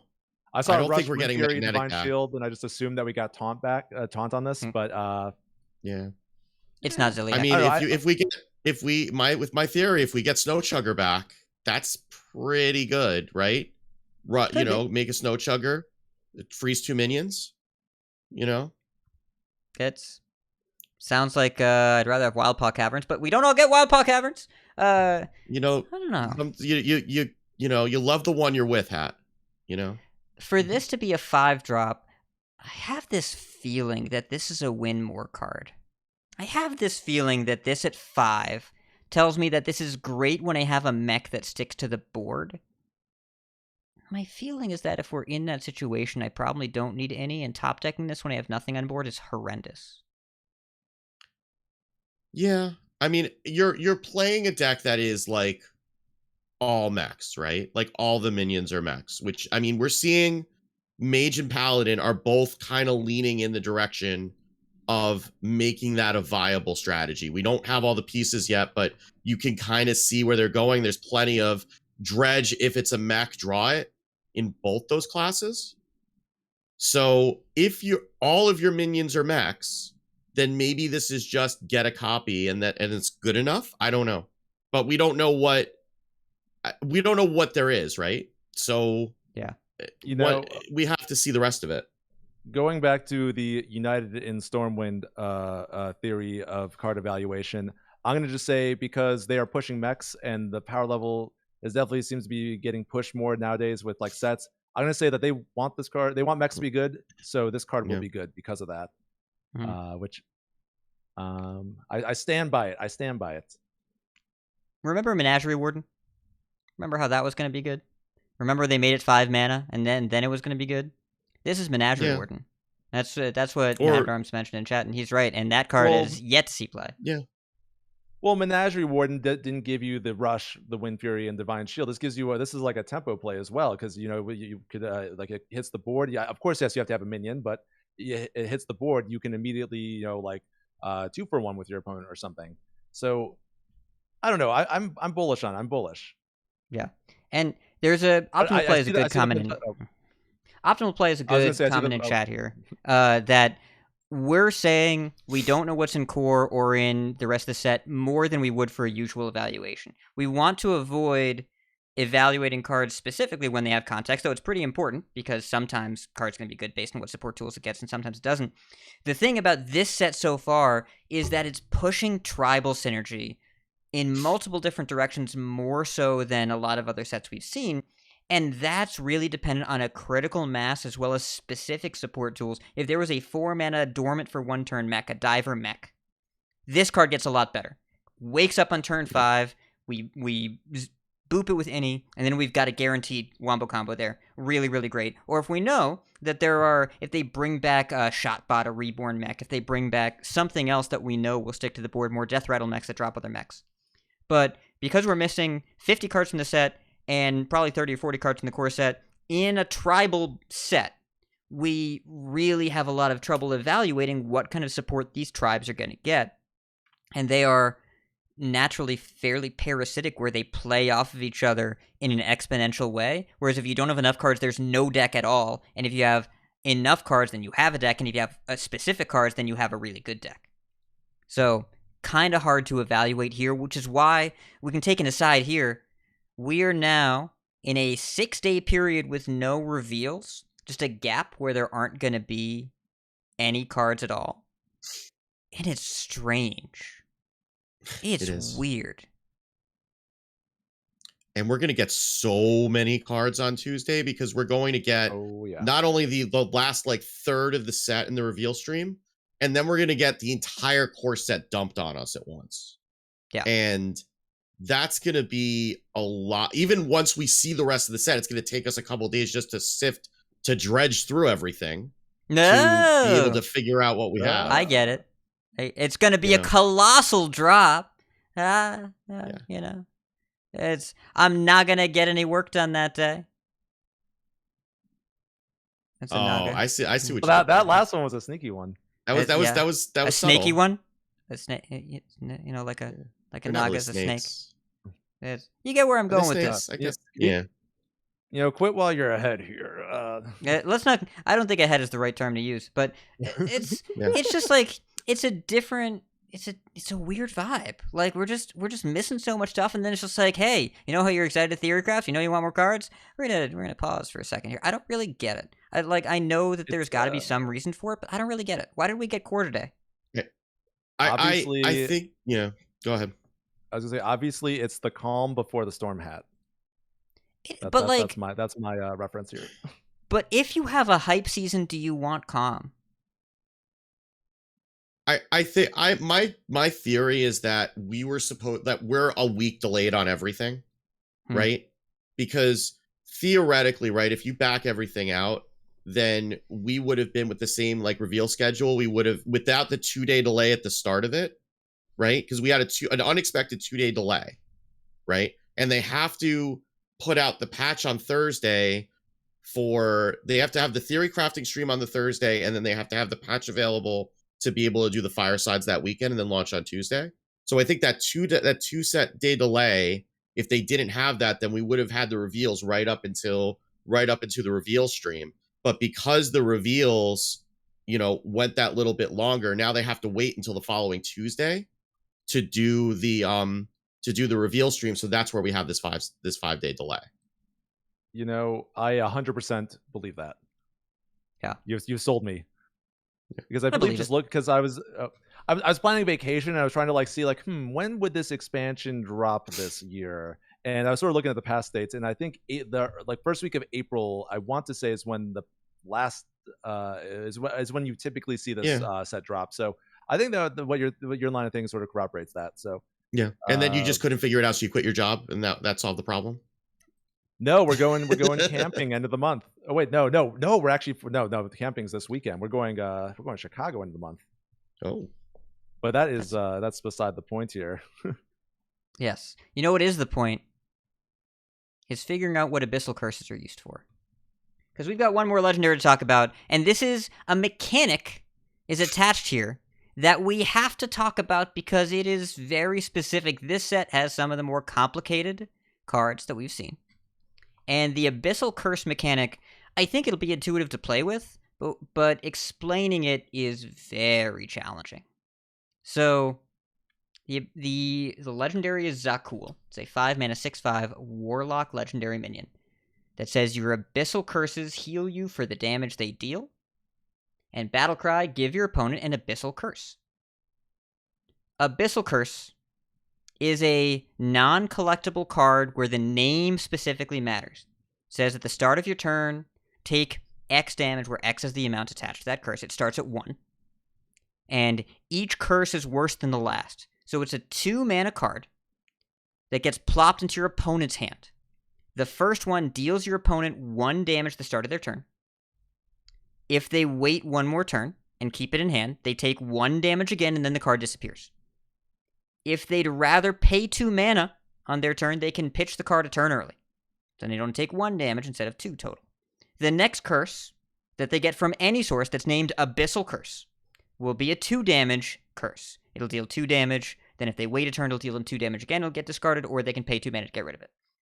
Next curse is 3 damage, next curse is 4 damage, and the scaling is not for any card that says curse. It's not for Curse of Agony or Curse of Ratham or whatever. It is only cards named Abyssal Curse. That is the name of the card that matters.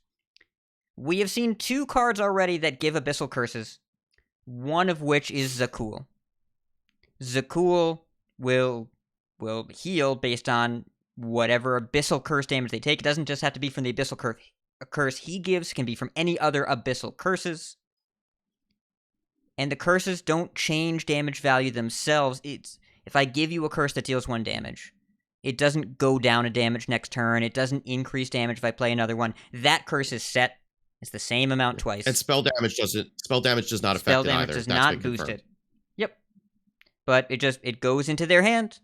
They take 1 tick guaranteed. They can either pay 2 mana or take the second tick, up to them. And each curse gets larger over time. The first one is 1 damage into 1 damage, then 2 damage into 2 damage, then 3 damage into 3 damage, so on and so forth. Hard to explain. I think it'll be fairly intuitive once we play with it, but a lot of these cards do not elevate or pitch well, and this is one of them. In addition, Zakul's effect of healing from curse damage, it is not a this game effect, it is not a battle cry, it is only while he is in play, so if Zakul dies, your healing stops happening. So, the other curse card we have, well, Steve, it's one of your cards that you want to talk about. We can just pivot into that right now. It's Abyssal Depths. Yeah, we can. Which is... Yeah, I jumped on the grenades this week, yeah. Yeah, which is Abyssal Wave. 6 mana, deal 4 damage to all minions, and give your opponent an Abyssal Curse. Yeah, no, I had the other Abyssal card that's not this. So, I had the Demon Hunter one. There's a Demon Hunter one? I don't think there's an... Yeah, well, it's not an Abyssal Curse, it just has the name Abyssal in it. Oh, okay. So I thought that you were talking about the Warlock card. No, I'm actually doing the Demon Hunter one, which is different. Hold on a second. I'm upset about this now. I'm upset about this right this moment. Okay, so they made a... I'm gonna... Just live listeners, bear with me a second here. I didn't have this card image downloaded because I didn't envision this incredibly stupid scenario. Okay, so I'm going to pull this up on the screen. This is all staying in the show. I want people to hear my righteous indignation. They printed a mechanic around the word abyssal, and then they printed a different card in a different class with no mechanical relation to this that is also a shadow spell called Abyssal Depths. That's just a card draw spell. They couldn't have picked a different word. I mean, just look at that art. It looks just like the Abyssal depths that I've just saw in my youth, you know. So I think they just had to go with Abyssal there, hat. I don't understand. Yeah, it's. I mean, I'm sure we're not the only ones that are going to make this mistake, and we're fairly engaged, by the way. But I mean, I guess it doesn't matter when you're just playing with the cards. I mean, sometimes people don't even know what the cards are called. But one would expect that cards with the word abyssal in the name, especially because one of them is Abyssal Wave, which generates an Abyssal Curse, would be related to the Abyssal Curse mechanic, but that is not necessarily something that you can rely on. So, yeah. I've been This bamboozled. mechanic- Okay. So this Yeah. naming convention is cursed. So, Steve, I apologize. I thought you wanted to talk about mediocre Warlock removal cards. So we're going to cover that real quick. Yeah. And I almost thought I did put it on because I got them confused now from 2 hours ago when I put them on the dock. So, Okay. And Steve, your Anyway. Demon Hunter card that is not a Warlock card has a great story behind the reveal anyway, so we'll get to that at the end when we're supposed to because it's not Yes. a Warlock card. But in talking about Zakul real quick, I don't understand this mechanic as a slow controlling mechanic, because the thing that I see when I look at these Abyssal Curses is incidental damage. I think of how good that is in something like Soul Demon Hunter. If there were proactive cards, a Soul Shear that added a curse, and you had other ways of developing some minions and dealing some incidental damage, then you dealt your opponent some burn damage on top of that, that sounds cool. But when you have a 6-mana board clear and a 5-mana healing card, that tells me that they're not planning on positioning this in a faster deck or a mid-range deck. They're planning on positioning this in a reactive strategy, and a reactive strategy of dealing you incidental damage isn't that great because I have nothing to kill you with. Because I need to deal the damage up front and then kill you with this, or I need to do this and then kill you some other way, which ends up being the real win condition. So I don't really know where they're going with this. Again, there is not a mechanic more parasitic than this one where you need other cards that say Abyssal Curse on them, and based on what they do and how they're costed, that's going to matter. Does this mechanic matter at all or not? We have 4 Warlock cards left to see, probably 2 Murlocs, 2 Curses. Those 2 Curse cards better be real good, or this is dead in the water. Yeah. Oh, I see what you did there. Yeah. Yeah. But I mean, and it's like, you not only that, but you have to really want curses to play Abyssal Wave, right? Like, this is 6 mana for 4 damage, right? We still have Soul Rend in standard after rotation, correct? We do. I believe we do. Yep. Yeah. So like, and I mean, Hellfire is 4 mana for 3 damage to all minions, right? Assuming that stays in core. Like 6 mana for 4 damage is like pre-buff Flame Strike level. I mean, that was 7 mana for 4 damage, but still. Like 4 damage is not worse, a particular, This is worse than Entitled Customer. Yeah, and Entitled Customer stays around too because that was Stormwind, right? It was. So like 4 damage when you're at the 6 mana point of the game is not enough to clear a board usually.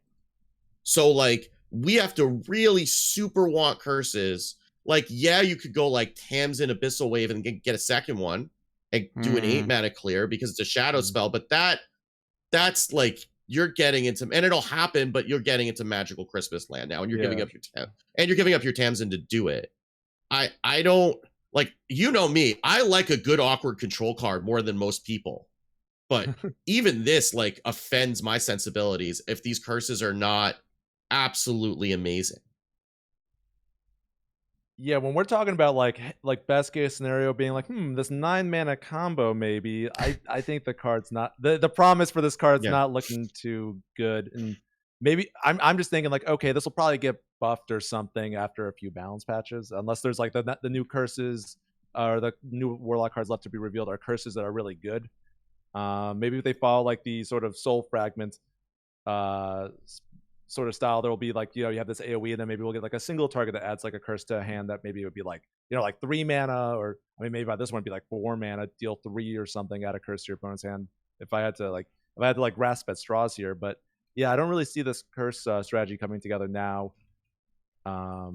Maybe they'll support it throughout the year if they want it to like become a thing, but yeah, I'm not seeing it. Or this is Librams, right? Because this feels kind of Libram-y. And they had to buff Librams a couple of times to get it. Like if this was 5 mana, maybe I could get on board with it. And I'm like, there have to be a bunch of other curses or things that copy curses in your opponent's hand or something, because like the best, based on what we know, right? The best possible case scenario for Zakul is like 6 mana for what, a 6/5, heal 3. Hooray! It's like 5 mana for a 6/5. Oh, 5 mana for a 6/5, heal 3. Like best case scenario, if you've played both your Abyssal Waves, maybe it's heal 4 if you got a Tamsin in there somewhere, right? Like that's, I mean, Warlock heals more than that, like, just incidentally. Mm-hmm. Yeah, Well, now I'm really anxious to see these last few Warlock cards. Yeah. Same. Yeah, it's like I just want to know where they're going with this because Fel Warlock was such a big miss last time. I don't know if they know what they're doing with Warlock yet because it seems like they have to design around the Demon Seed pretty hard, and they've succeeded maybe a little too well. Yeah, but this also could be like To My Side before we saw Rockdalar, right? Like, because when To My Side was revealed, everyone was like, "What are you doing? Showing a card that that relies on not having minions in your deck?" And then they showed Rockdalar. It's like, "Oh, okay, now I get it." Right? Like, there's probably something that might make us say, "Okay, there, I get it," but it still might not be good enough if this is what you have to play. Yeah, like if we get a Soul Shear and a Lucky Soul Hoarder equivalent, I think Soul Fragments, David, are a great comparison. And if we get a 2-mana removal spell that gives them a curse and a proactive 3-drop that gives them a curse, we could be there, right? That could be enough to give us the idea of if we can consistently give our opponent 4 curses, that's minimum 10 damage. Like, that's something at least. Well, maybe something that we're not considering is that like these curses will take up hand space. So like maybe there's a world where that becomes important that we just can't foresee right now. Yeah. So I know I'm really just trying to like just find some use for these cards. I want like it's such a cool idea, but I just don't see it coming together. So at the moment. Yeah, I mean, Well, in Wild, like Curse of Rafaam is used to get around Ice Block, but that's not really a thing that we need to worry about in Standard. Or is it? Oh God, no! No. Do not put that into the universe. I will kick you from the call. Oh God, Okay. yeah. Well, just delete this from the podcast. No, I'm leaving it in. I want people to know. I want people to know what you said. All right. I also want people to know what you have to say about a Jarin Scroll. Tell us about a Jarin Scroll, or a Sinky Scroll, as I like to call it. Oh, a Jarin Scroll. It is a 1-mana shaman spell. Discover a fire, frost, or nature spell. Put a sunken scroll on the bottom of your deck. And let's see, the sunken scroll. I had it over here. It's live on stream if you want to look over there. Oh my goodness. And the sunken scroll is also a 1-mana shaman spell. Add a fire, frost, and nature spell from your class to your hand. So I thought this card was sort of interesting because based on the wording of the sunken scroll, I'm sort of led to believe that the initial fire, frost, or nature spell can be from any class. I don't know if we've gotten clarification on that. Now, Discover is limited to your class and neutral, and there are no neutral spells. So it will be Shaman only. But you should get unless it specifically says Discover from another class, but this doesn't say that. Yep. I'm sorry, you guys got out there, but I did catch that very end. Yeah. So Discover is only neutral in your class, and there are no neutral spells. So this will be from your class. But also, what you will see is you will see 1 fire, 1 frost, and 1 nature. Yeah. Each slot will be a different school guaranteed. So you will always see 1 of each. Okay. Yeah. Okay. Well, yeah, I think I wasn't sure about that, but I thought either way that this card, it just seems like it's going to be insane just for that. Well, one, the Shaman spell school spells are all generally pretty good. I know we're losing a lot of the we're losing like Lightning Bloom, which is pretty much like the busted nature spell, but I think there's still probably going to be some good nature spells, and being able to get more freeze effects in Shaman through frost spells would be good. But I mean, honestly, all the Shaman spells right now seem to just be generally pretty good. So I think on average you're going to get a generally pretty good spell that your opponent can't play around because they won't really because they have to play around like every like fire, frost, or nature spell. Like, and then this also supports that multicaster synergy in Shaman, which already seems like pretty good without a card like this. And I like all of this is to say like I haven't even mentioned like the sunken scroll part of the card, which like I feel like you don't even really like if you somehow have a way to dredge it, cool. If not, it's not even like the end of the world. Like I think this card on its own is just pretty decent. Yeah, I mean it's a good amount of value, like in a long drawn out, control mirror potentially, right? Like you put a couple of these on the bottom of your deck, that they're on the bottom of your deck, and then you're just getting a bunch. I mean, fire's going to be burn a fair amount of the time, I think. I mean, you're talking about standard. Is Perpetual Flame still going to be in standard? Yep, Perpetual Flame, Don't Stand in Fire, and Scalding Geyser are the only options we will have. So you will see one of those 3 as of right now. I would expect we're getting more cards from these schools in core. I would be surprised if we don't. I don't know what exactly we would get, but I would expect that we're getting more spells from these schools, or at least like fire and nature. I don't know how many frost spells Shaman has prior to like the last set. It's got a few. You got your cryostasis in there. If you want to cast a cryostasis. Oh, Yeah. that's the card they put in Corsa just to like shadow nerf this card. Yeah. I think that card can stay asleep. Yeah. It's I'll look up what other Shaman doesn't have that many fire spells, believe it or not. Like it's No, it doesn't. Because a lot of them, like Lava Burst, Well, a nature Lava Burst. spell. That's a nature spell. Yeah. Is it really? Because lava is not fire; it's from a volcano. It's nature. Lava Burst is a fire spell. Yeah, It I'm like is? I was playing it with Yeah, it it is. in duels, and I'm like pretty sure it is a fire spell. Yeah. Maybe Lava Shock is nature, but even then, I'm like. And what So about- these Lava are is a these nature are spell. all of the fire spells ever printed for Shaman. Scalding Geyser, which is the new one. Don't Stand in the Fire. Perpetual Flame. Molten Blast, which is rotating. Lava Burst, Lava Shock, Volcano, and Blazing Invocation, which is the 1-mana Discover a Battlecry minion. That I could see them forgot bringing that card back, maybe. existed. Yeah, I could see that. I I just did didn't know too, that card yeah. existed. Yeah. Yep, you were right. I don't know where I got nature spell from. Mhm. So You're probably thinking of like the lightning spells that are all nature spells, but the fire spells are fire spells. they could be bringing this back. Or the I also lava don't spells. foresee them reprinting Lava Burst because that's also every time that's been No. around, they've been people have died.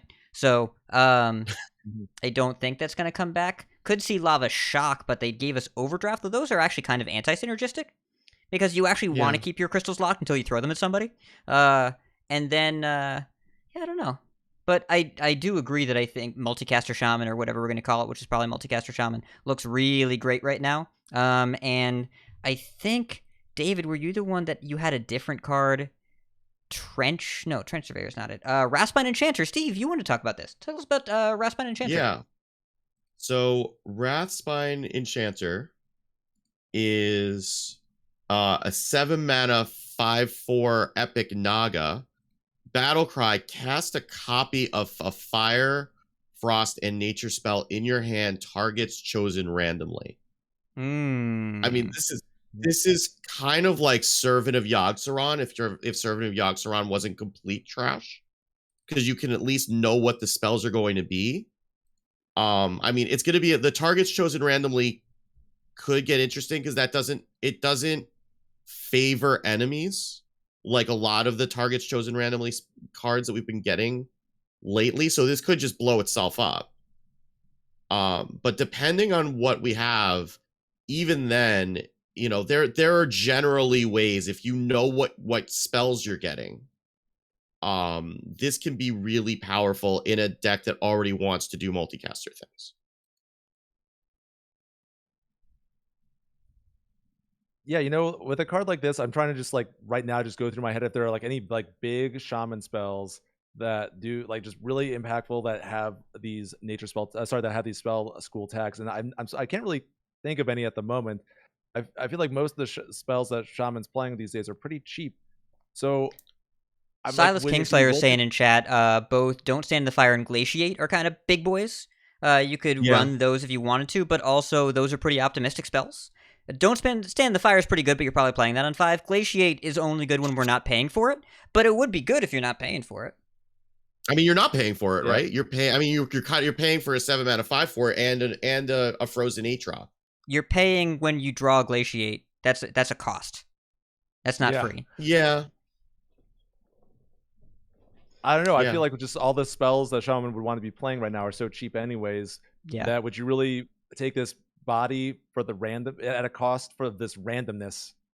That could probably I mean, like, of course I'll play this on stream if I have it in my hand, but I think other than that, I think the randomness will just only stand to really like bite you in the butt. Yeah. Again, it depends. I mean, if you get like one spell, it doesn't have to be all 3, right? If there's one spell true. that just does like Storm Strike, let's say, right? Let's say that it was like Storm Strike, where I'm just making that up because that's the example of one that you could cast fairly safely. Even if it hits your minion, you still get the +3 attack, right? And then you have and then you have the body. It's still a 1 health body. I mean, it's not a great example, right? Or like, I don't know, like Vivid Spores. I'm just going through like all of the nature spells in history, right? Like Vivid Spores, you cast it, and then you just give your minions death rattles, resummon this minion. Like that's fine. Or I mean, they could bring back Eye of the Storm. We're what's the word that we're looking for? Copium is the word that we're looking for here. I think Magical Christmas Land is the word you're looking for there, but they could bring back Eye of the Storm, and that's pretty good with Eye of the Storm. A free Eye of the Storm is pretty good, and it casts copies, not the basic, so it doesn't drop the spells out of your hand. Yep. Oh, so yep. Sorry, I didn't see that actually. So maybe this is better than I'm giving it credit for. Yeah, but I agree with your evaluation. This is the card that's in the deck recipe and in the day one Theorycraft list that doesn't make it to the end of the week. Because I love it. Oh yeah. Like, because we've all seen this before, right? This is the expensive payoff that works when you have the perfect hand for it. But instead, we just play the Emerald Spellstone Shaman card and then kill our opponent. And that's how we win games. And it's not by making our deck worse to play a card that has random outcomes. This is the best Servant of Yogg-Saron I've ever seen. I still don't want to play Servant of Yogg-Saron. Still don't want to do it. This is better than the last one. Yeah. But I'm good. This is probably, as much as I'm hyping this up, this is probably Windshear Stormcaller. Yeah. Right, which was like the 5-5 battle cry. If you control every basic totem, summon Alec here. And like, I don't think anyone ever got. I remember yelling at Andrew during the Happy Hearthstone card reviews about that card. And I don't think anybody, if anybody ever got it to go off, it was in a Trollden video because it was the only time it ever happened. I have a feeling that this might be that, but it's possible. Maybe there's some way to get it to work. Yeah. Well, maybe we're sleeping on the Naga tribal tag. I can't remember all the Nagas off the top of my head, but maybe that makes it more valuable than we're evaluating it currently. It's possible. I don't know. And speaking of cards, I want to talk about expensive cards with tribal payoffs or specific payoffs. I want to talk about Admiral Hooktusk. I know we talked about this card last week. We have new information, and I was arguing with Steve about it all day, so we're going to do it here. We're going to do this live because we got new info. So, reminder, Pirate Admiral Hooktusk, 8 mana, 8/8, Pirate, Rogue, Legendary. Battlecry, if you've summoned 8 other pirates this game, plunder the enemy. Now, there are 3 choices. You take 5 cards from their deck, you take 2 cards from their hand, or you take their highest attack minion. Those are the 3 options you get every time. We have learned that taking 5 cards from their deck gets added to your hand, not to your deck. So when you take the cards out of their deck, you get to hold them. You get them right away. Becomes a very different kind of card. So I want to be clear up front. I do not think this will be a meta-defining card.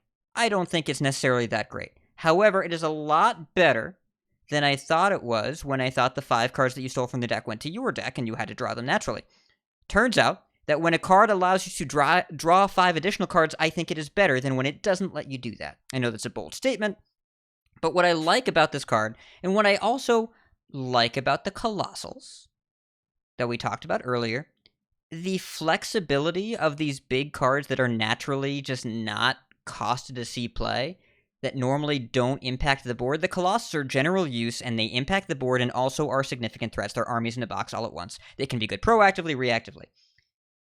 Pirate Admiral Hooktusk is either an 8 mana 8/8 plus a Mind Control, 8 mana 8/8 plus a Mutinous, where you draw a couple cards, or an 8 mana 8/8 plus a Lightforged Crusader. That's the pure Paladin card where you get 5 cards. It happens to hit your opponent's resources. I don't think that's the relevant part of the card, but sometimes they've played Kazakhstan already, and now you have 5 Duel's Treasures in your hand that your opponent doesn't have access to, and that could be rad. Though they've already played Kazakhstan, and that's less rad, but still, you get 5 of those. But I don't think taking cards away from your opponent's future resource is the important part. I think it's giving you more resource, and you could end up being pure Paladin, where you just run your opponent out of stuff, because you suddenly have a lot more stuff, because you took it from them. The choice between have more stuff, disrupt their hand, or take their biggest minion and make something giant of my own, those 3 options together, if it was just one of them, I don't think the card would be great. I think it would be too narrow. But because you get to pick which one you want, I think there is actually a possibility for this to be relevant if we have pirates that make me want to play pirates. We already have a Vilespine Slayer. We already have the Amalgam. We have the 3 mana 2/5 that draws me a pirate when I attack if I dagger on 2. Few decent cards already. We have 5 more rogue cards left to see. If there's a decent number of pirates, some neutral pirates, we could totally have a deck here. I am now at the point where I think there are worlds where this could be a good enough payoff with the flexibility here where we actually end up having it see play.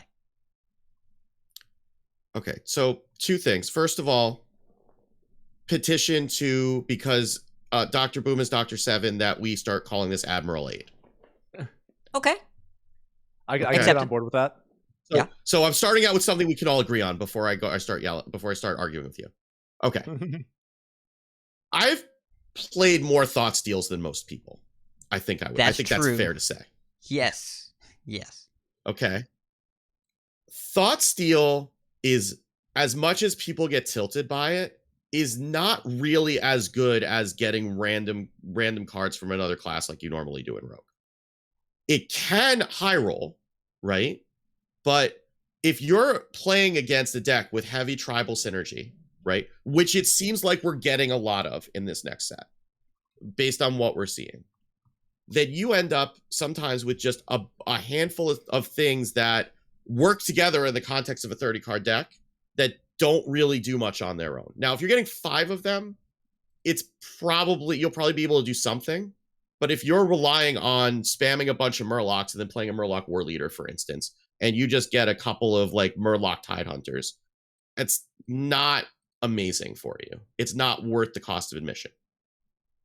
I'm not saying that this is bad per se. I'm saying that 8 is a lot. It's almost 9. I know I brought that up last week, but I just want to make sure everyone's clear on my proficiency in numbers.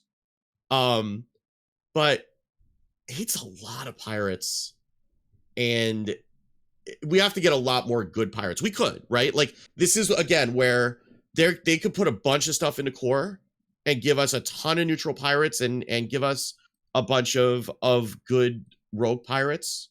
Hell, they could put Prize Plunderer back into core. Right? And then if they put Prize Plunderer back in the core, first of all, Hat's gonna go throw a party, and also I don't want to count anymore.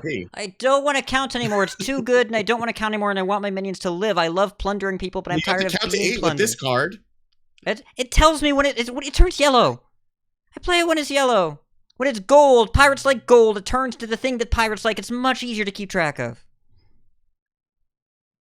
I'm not saying this is bad. I'm saying that this is asking a lot of you in order to get what could be questionable value. You could probably pick whatever is appropriate for the situation. And I mean, basically what this should say is, battle cry, if you've summoned 8 other pirates this game, tilt your opponent, because that is the value of this card. And maybe that's enough. Right? And then like whatever else is kind of, secondary.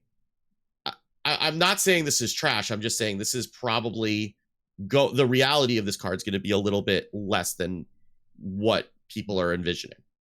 I don't know. I think the opportunity cost to including this into your deck that's running a bunch of pirates anyways, I don't think it's like that big of a deal. Yeah, sure, it's an 8-mana 8/8 that could potentially do nothing, but it's one card in the 30 deck. And I think if you're just running all these pirates anyways, you probably just want to toss this in for the flexibility to potentially scam your opponent. And plus, it's a rogue card. It's probably going to be all right.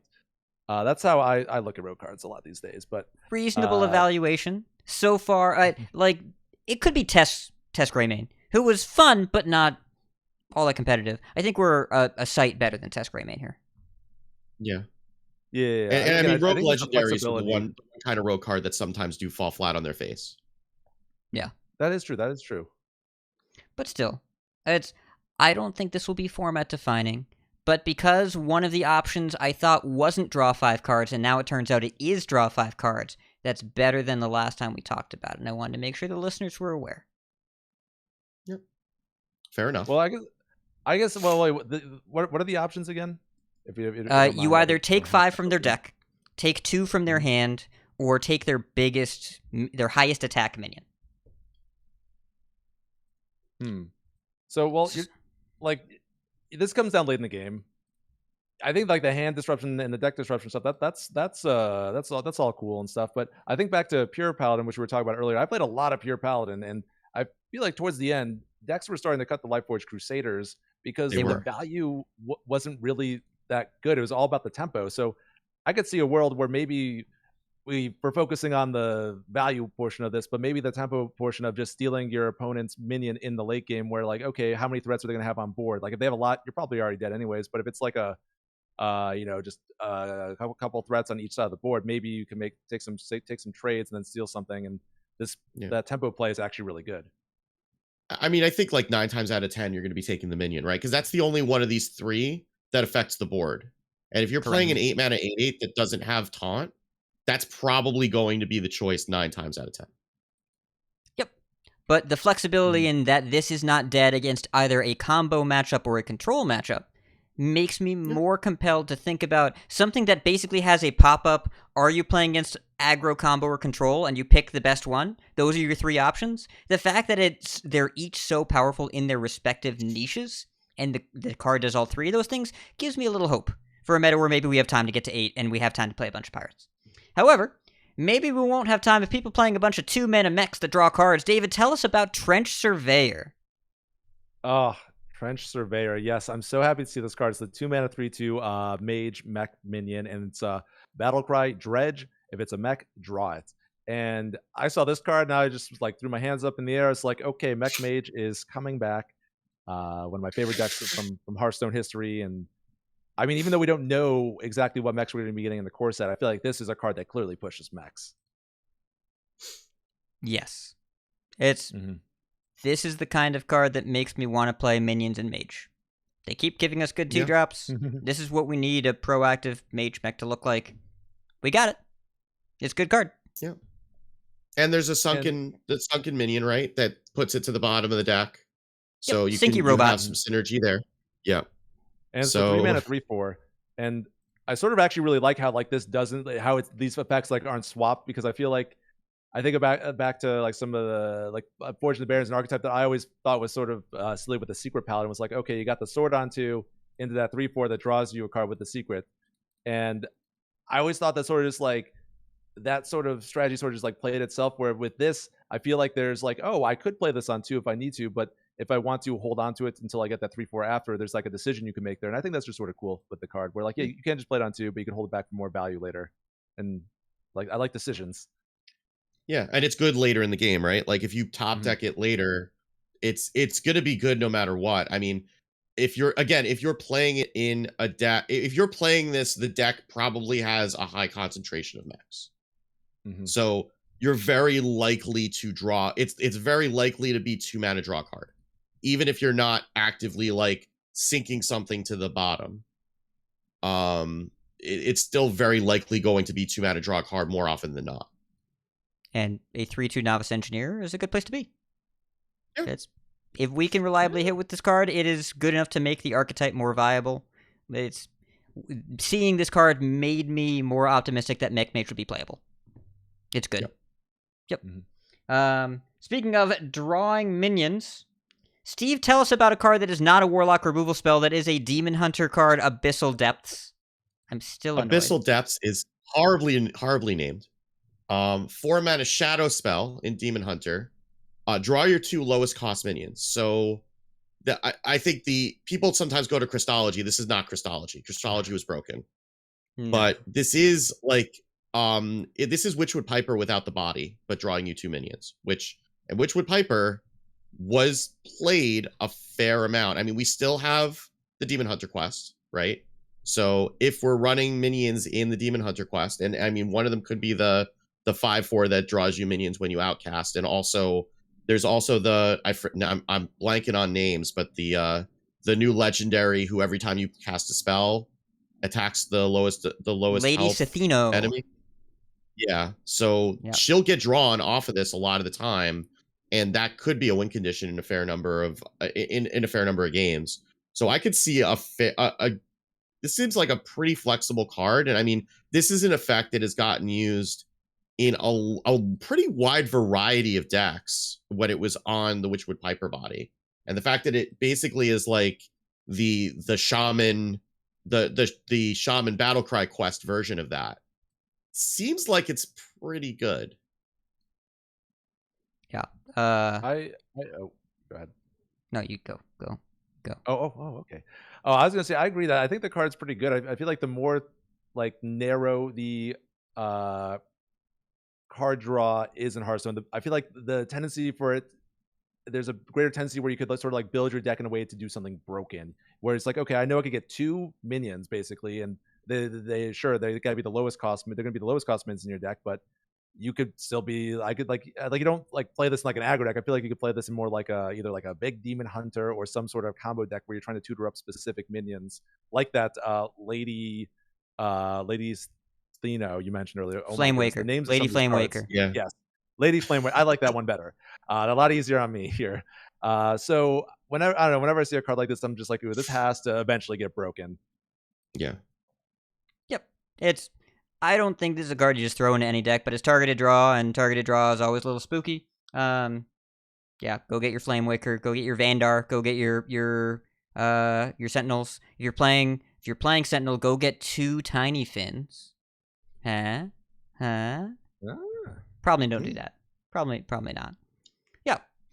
And also, this was the best reveal of the set. It was Heart Queen's reveal, but kind of, sort of, not really. It was actually just a guy's reveal during Heart Queen's Heart to Heart with Korra. And if you didn't go see that video, I'm not going to tell you anything more about it. Just go watch it right now. It is very funny. Do we know if they're on speaking terms yet? Last we heard that she was only communicating with hand signals. I heard the hand signals were very specific. Maybe only one finger? She said she wasn't going to watch this, which means I assume she wasn't going to lift a finger, but she found the energy to lift one. So, Okay, fair enough. Yeah.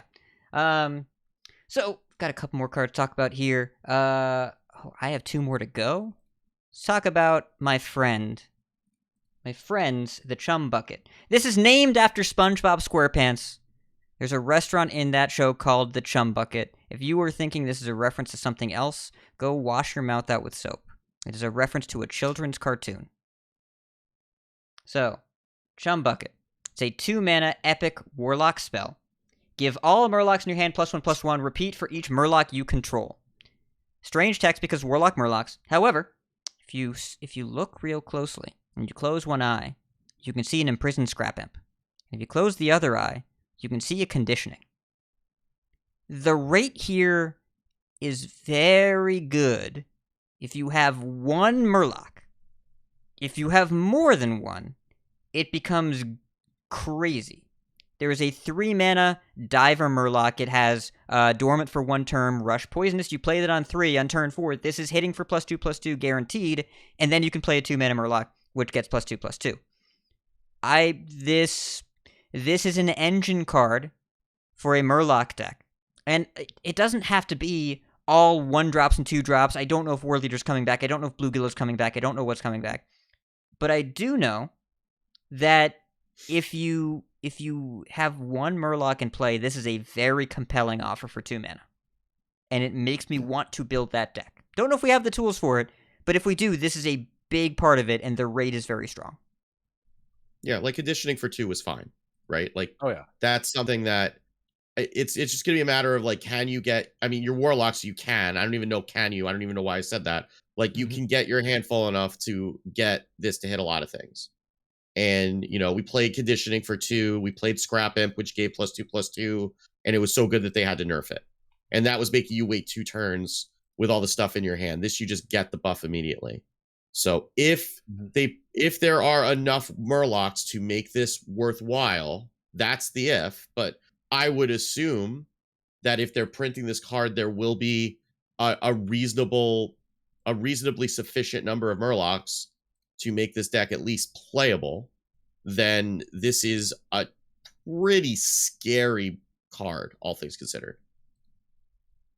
Yeah, I think just the scaling nature of it makes it a little scary for me. And especially like you're going first, you just play a Murloc on 1. I don't even know if we have any Murloc 1-drops. I'm sure if they want to really push this archetype, there will be some sort of good Murloc 1-drop. But like you play that on 1. Oh, there's always Tiny Fin, I guess. Like you play that on. Oh, well, actually, Tiny Fin wouldn't be good. I love Tiny Fin, but no, I want something like Mermy. Mermy would be the thing I'd want. Tide Caller's still in as of right now. It is. Mermian Core would be really interesting because you play that on 1. That's gonna stick most of the time. I mean, that's always gonna stick. Unless there's a card I'm missing, probably is. But then you could immediately follow with this on 2, and as we saw with Imprisoned Scrap Imp, Warlock. These kinds of Warlock decks could be okay taking turn 2 off if they could really explode turn 3, which it seems like they'll be able to do. It's sort of interesting though how this scales with Murlocs with Murlocs you control. So with more stuff on the board, that probably means you have less stuff in hand. So I think there's going to be an interesting if this does see play, which I think it will. I think there's going to be some interesting decisions to make. Like, you hold it back so you can just get more Murlocs on the board, but that means you get less buff Murlocs in hand, or do you just go in early? So I like it. Yeah. I just like saying Murlocs that scale. Nah. I get it. Mm-hmm. All right. Actually, David? wait. Murloc Tinyfin with this, though. It is 0 mana, so maybe there is a world where Murloc Tinyfin does something broken. You could it's fire gonna it be out like on a turn free 2. 3/3. Yeah. Exactly. Well, yeah, play this, fire. It's still get a little tempo on the board. You get a 1/1, which isn't all that great, but you get to guarantee your conditioning for 2 on turn 2, which is probably enough. But it depends. We don't want to do this too early as well, because we got to make sure our hand has plenty of things to buff. I'm curious to see how we end up using it. My instinct is that this comes down on turn 4 a lot. That's my feeling. Turn 4, turn 5. Like conditioning used to in Rush Warrior, and that was good enough in Barons. Thank goodness Backfire's rotating.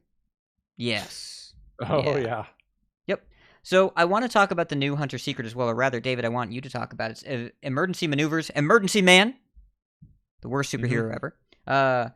Secret, whenever a friendly minion dies, summon a copy of it. It's dormant for 1 turn. So basically, it's turn the minion to the new diver mechanic, where they go underwater, they can't be targeted, can't be killed, and they wake up on your next turn. Yes, exactly. And this is a secret that I'm really excited to see, because I think it's one with a lot of potential. I think back to that 2-mana secret that summoned the 3/3, and I'm sorry, I cannot remember it off the top of my head, but you saw people playing that in a Death Rattle Hunter to get to recur some Pack Tactics. Pack Tactics. Yes, Pack Tactics. People would play that in these Death Rattle Hunters, and I always thought that was such a cool use for the secret. So I'm like, okay, maybe we could do something like that with Emergency Maneuvers, or maybe there's some broken thing with the unrevealed Hunter Colossus that's gonna just make this busted.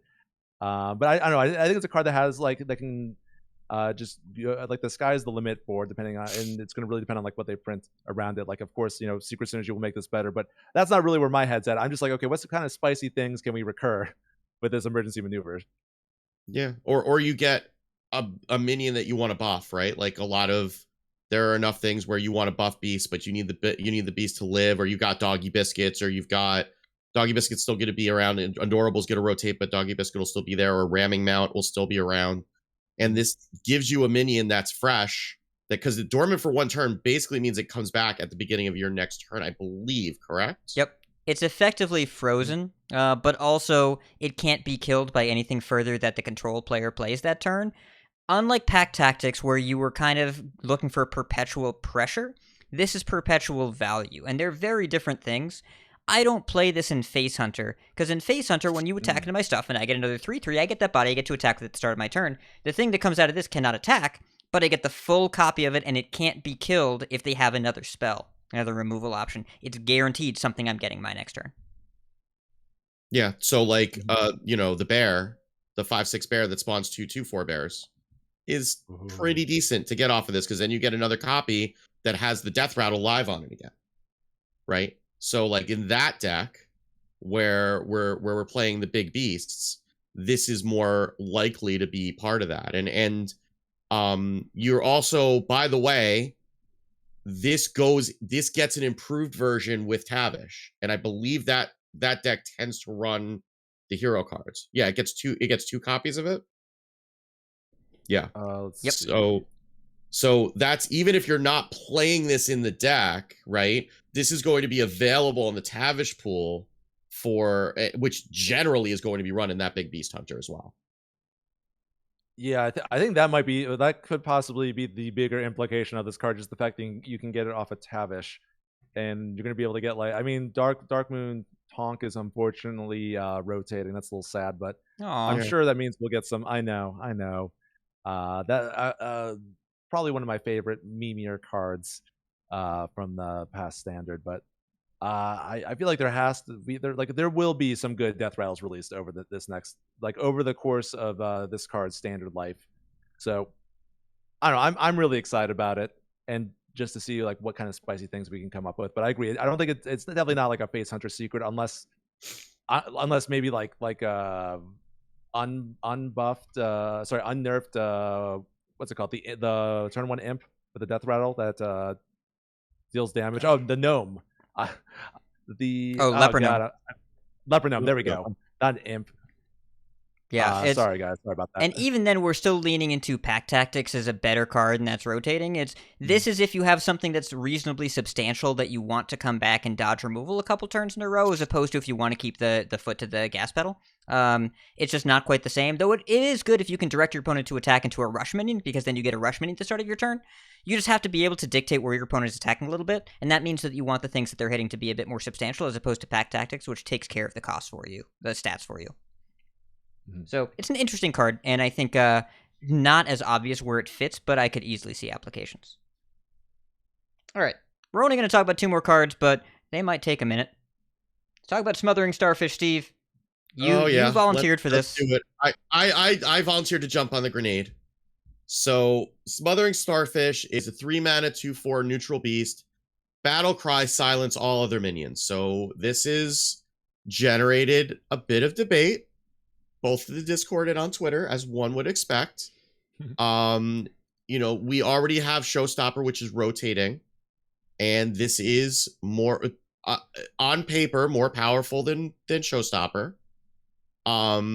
It does silence everything, including yours, but it also is a board silence that you have on demand. And I've seen and probably intervened in plenty of discussions around, well, this invalidates any strategy that's going around one big minion, and this is so much for the board-based meta, and I do not believe that we're going to be playing this if we're playing this in every single deck, something is very, very broken. Like, Buff Paladin has gone off the rails if we're playing this in every single deck, and if it does, I think it's good to have some sort of a a safety valve like this, because Showstopper by itself really wasn't good enough. But this is a Snowfall Guardian counterattack is really what this is. This is if you're playing, and even then it doesn't work all that great, because generally the cards that care, the decks that care about getting Snowfall Guardian are buffing up their minions, and this will undo all the buffs. So you're talking about really something like Quest Lock, which is where you've seen Showstopper played, where you have and Flesh Giants going. So even that is, you're relying on something like a Netheron to get you over the line, right? But you have minions that are naturally large that are not going to get silenced out of being large, that you want to be able to hit face with after Snowfall Guardian. That's when you're going to play this card. I don't think that, like, people have floated this as a control priest quest. We have Shard of the Naru at home. Like, Shard of the Naru is better than this because you can trade it and it only costs you 1. And it only hits your opponent's minions, not yours. I don't think we need to play this in priest. But maybe some other control decks might need it as an emergency option. But I think if that's the case, then like Battlegrounds Battlemaster has gone way out of control, and every deck is playing it. Well, I think I agree that it's a really good safety valve card to just have in a format to sort of if buff strategies are just running rampant. But I think I agree with your assessment that this is probably like the Snowfall Guardian like answer, or so like the counter, which I hope it is, because I'm not a fan of the Living Dragon Breath. I know a lot of people want Living Dragon Breath back, the 3-mana 3/4 that just sort of invalidates freeze. I think that this is a card that could sort of keep the freeze strategies in check without just absolutely just completely invalidating them, Yeah. And the problem with Living Dragon Breath, having played some Shudderwatch Shaman and Wild, is that when you have Living Dragon Breath in the format, the Shaman with the Snowfall Guardian plays the Living Dragon Breath to continue to be able to attack with the minions on their side of the board. So that's, you don't necessarily want Living Dragon Breath to be the answer to Snowfall Guardian, because then the Shaman just uses it against you. Mm-hmm. Yeah. I've been trying to understand the magnitude and strength of the reaction that people see to silence cards, because it feels disproportionate and unwarranted to me. It's been a really, really long time since we've had efficient, powerful silence as the core part of the format, and it was never mass silence. It was 2-mana Owl and 4-mana Spellbreaker just being thrown in every deck, and that was right before the Rush era as well. This is a tech card, but people have really strong memories or associations of the silence mechanic invalidating strategies. I don't know if that ever happened to begin with, but it especially hasn't happened in a while. The last thing I can think of wasn't even a silence card, it was Kain. And Kain invalidated Taunt, but Demon Hunter also just killed you with Kain. Kain is still in standard right now, and it's irrelevant because Demon Hunter doesn't kill you right away. Shard of the Naru is unpleasant in Miracle Priest because they have Nesmani and they don't pay any mana for it, and they silence their stuff, and then they double Shadow Word Devour, and all your board is dead, and they have a 2/17 that becomes a 19/19 with Bless. But, like, just the silence is not the powerful thing. People have this really strong reaction. When we've had Showstopper in standard for 16 months, when we've had Royal Librarian around for 8 months, it's only played to trade. Silence isn't good enough in a super synergistic format, and this is a global silence. What's your curve going to be? Turn 1 Trog, turn 2 Doggy Biscuit, turn 3 Starfish, hit you for 1? Like, that's not what standard's going to look like, because all of our minions need to be better than they are when we first play them. We need to have text to be relevant. So this isn't going to go in a proactive deck. This isn't going to go in a reactive deck that's all removal, because they'll just kill your stuff. They won't silence it, they'll kill it. It needs to be something like Handlock, where specifically the minions have cost-setting text that matters in your hand, but in play they're just stats. That's where this is awesome, because you undo the freeze without shrinking your stuff. But playing this in a proactive strategy, it's not very good. And playing this in control strategy, Control Warrior, if you've played against Control Warrior recently, they don't care about the text on your minions because they're dead. That's the text. The text says, is dead. The silencing is irrelevant. It doesn't matter. You're not beating them with minions. There are cases where it matters for Warrior. Like, if it's a Death Rattle that drops more minions, then you might want this, right? But like, you can play Librarian now. Hunter, you can play Royal Librarian now, and you don't want to turn off Kazakhstan by adding more non-dragon minions. No, but if you really need to worry, if, like, let's say Jewel of N'Zoth decks got really popular, right? Then you might need to run this in a Control Warrior to deal with that, because a whole board of multiple. It's rotating out. Is it? I didn't have the heart to tell you, man. The old god cards never are. Mind. Never mind. Warrior doesn't care. Never mind. Yeah, the old god cards are all Darkwind Fair, because that's where the old gods are. That's true. Yeah, They're at the carnival. Yeah. So never mind. Yeah, Warrior doesn't care. Yeah. Ignore me. But I mean, I see your point. If there was some spell that made a large board of minions with death rattles that you had to chew through a couple times, then, like, I could kind of see. Dr. Boo's Boombox, right? Or Canopic Jar's board, right? Like, those are the kinds of things that you would need to be able to silence the board. But I mean, you're not putting this in your deck in case your opponent plays Kazakhstan and gets the perfect treasures. You're not doing that. Yeah. You don't the do turn it. 14 counter. I Yeah. don't think that's the inclusion. So yeah, I think it's a tech card against Snowfall Guardian. And the last card we're going to talk about, this card's a little spooky. This is a mage minion that makes me want to play mage minions and also a lot of spells. This is called Spitelash Siren. This is a 4-mana 2/5 epic mage Naga. After you play a Naga, refresh 2 mana crystals and switch to spell. So, you play a Naga, you refresh 2, then you play a spell, you refresh 2, then Naga, then a spell, then a Naga, then a spell. It keeps flip-flopping back and forth. First, Mana Biscuit's rotating. I just want to make sure I'm clear. Mana Biscuit's rotating. As is Mozaki. I was about to go off, man. Yes. However, here's the world that I see. There's a neutral card called School Teacher, 4-mana 5/4 neutral epic. You discover a 1-mana 1/1 Nagaling and teach it a spell that costs 3 or less that it will cast. The important thing is, you get a 1-mana Naga. So, if you go, here's an example that I have thought out in my head, and then I woke up. Spitelash Siren on turn 5. Nagaling, refresh 2. Play any spell that costs 2 or less, doesn't matter what it is. A Runed Orb. Then you play Amalgam of the Deep, targeting any of the Nagas that you played already. That's a Naga. You refresh 2. Discover another Naga. Then you play any other spell that costs 2 or less, like the thing you discovered off the Rune Door. Then you refresh 2. Then you play the Naga that you got. Maybe it was a spell coiler that you got off the Amalgam of the Deep. Then you refresh 2. Because you played a spell before, then you play the spell you got off the spell coiler. Then you refresh 2. You see where I'm going with this? I want to play 14 mana worth of stuff on turn 5. Or 13. It has to be in increments of 2. I want to do that. I don't think it's reliable. I don't want it to be reliable. However, this sounds a lot like Field Contact and Octobot together, except you don't get an engine card, you just have to hope that you have the stuff in hand.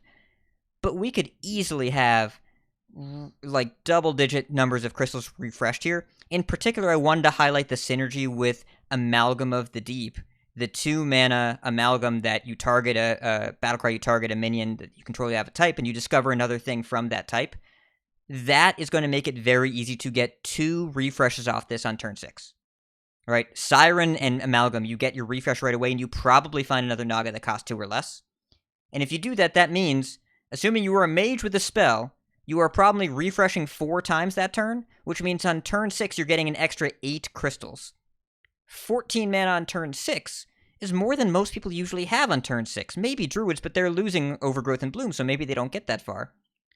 And I feel like those 2 cards together are not going to be too hard to figure out. Plus, refreshing Springwater is staying in standard. I mean, now we're getting really into magical Christmas land. That you're refreshing enough and having and profiting enough off the refreshes, right? And you had enough mana to start with that you're able to get to a refreshing Springwater.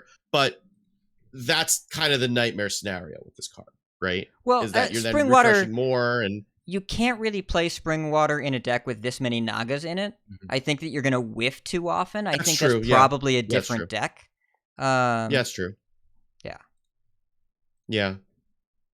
Well, Mage will still have access to just like, your typical mana cheating with like that, the 2-mana spell that reduces the spells in your hand by 1. So I don't know. Oh, I think that Siphon mana? Yeah, Siphon mana. And thank you. I can never remember the names of cards. I'm sorry.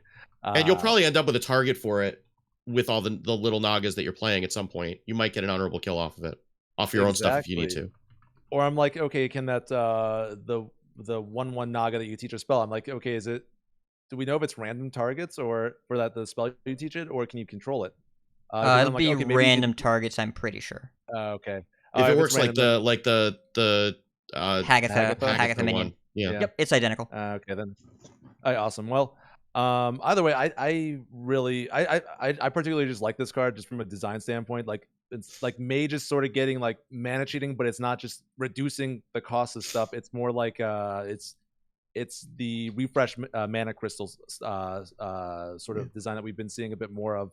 And I think it's just a design space that I particularly like more than just making all of your spells cost 0 mana and just playing them all at once. Yeah. And I think a card like this is really gonna make you think. And it's going to reward like proper sequencing of cards, and I'm excited, but maybe also a little scared to see what happens with Naga Mage. I feel like maybe this is a way for Tempo Mage.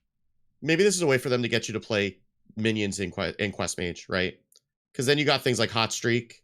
You're drawing or discovering once you go through the quest progression, which might get you more spells to be able to keep fueling this. Like this is probably a terrible idea, but it might be the kind of thing that and maybe that's what Quest Mage needs to be able to be viable again, is to have some minions to be able to get some incremental damage. Now there's only 2 instead of 3. Like we're going way into like best case scenario, and I don't know that we're going to get there, but these are the kinds of cards that are a little bit spooky because of what they could potentially enable. And if they're breakable, someone will break them on day 1, typically. Yeah, you said Quest Mage, and I just completely, I'm like, did a 180. I'm like, okay, I'm scared. Yeah. I don't the Quest Mage with mana cheating, it scares me. Yeah. So, and one other thing that I want to kind of touch on with, and we could have talked about with the Abyssal Curse, but this is kind of a good example too. Like Monsanto was tweeting yesterday that it feels like maybe the designers are going too far and making these cards too complicated. Like this is not a card that you could really understand without somebody explaining it or seeing it in action, right? Like it's not really clear what it's going to do until you kind of think about it a little bit, or you hear us talking about it. And wondering if the complexity of the cards has gone too far, for new players to get engaged. I'm noticing that a lot of these kinds of mechanics are on epics or legendaries, which has always been where those kind of complexities are. Yeah, we see weird stuff on epics in particular are always kind of weird. But I feel like they've pushed the text complexity, but not the mechanical complexity. Remember Invoke? Remember trying to explain Invoke to people? Because it was challenging. Yeah. Yeah, I mean, I don't think it's anything too crazy. It's not like a Yu-Gi-Oh card where you have like a paragraph of text. I don't know. I think not every card is like this complex. There's still like cards for like if you're newer to the game. I think you could just still easily pick up, understand what they do, and I think having stuff like this, sort of having like a wider spectrum of like complexity, sort of will reward keep it'll give something for like more veteran players to sort of mess around with, and still having the simpler stuff will also just cater more to the new players. So I don't know. I sort of like the complexity being pushed on like the epics and legendaries.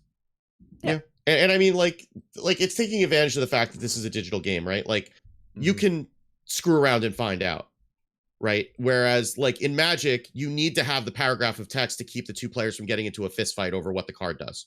So like or you just play it in arena. Kind of, yeah, I mean, you play an arena and then you figure it out, but like you have to have all that text on the card in order to explain if you're playing it in paper, right? Here you can kind of put this and then it'll become apparent once you play it, and then once you play it for the first time, you know what it does.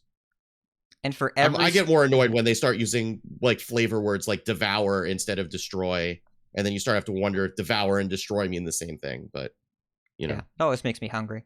But for every Spitelash Siren, there's a Trench Surveyor where you know what Trench Surveyor's going to do. It's a mech that's going to get another mech.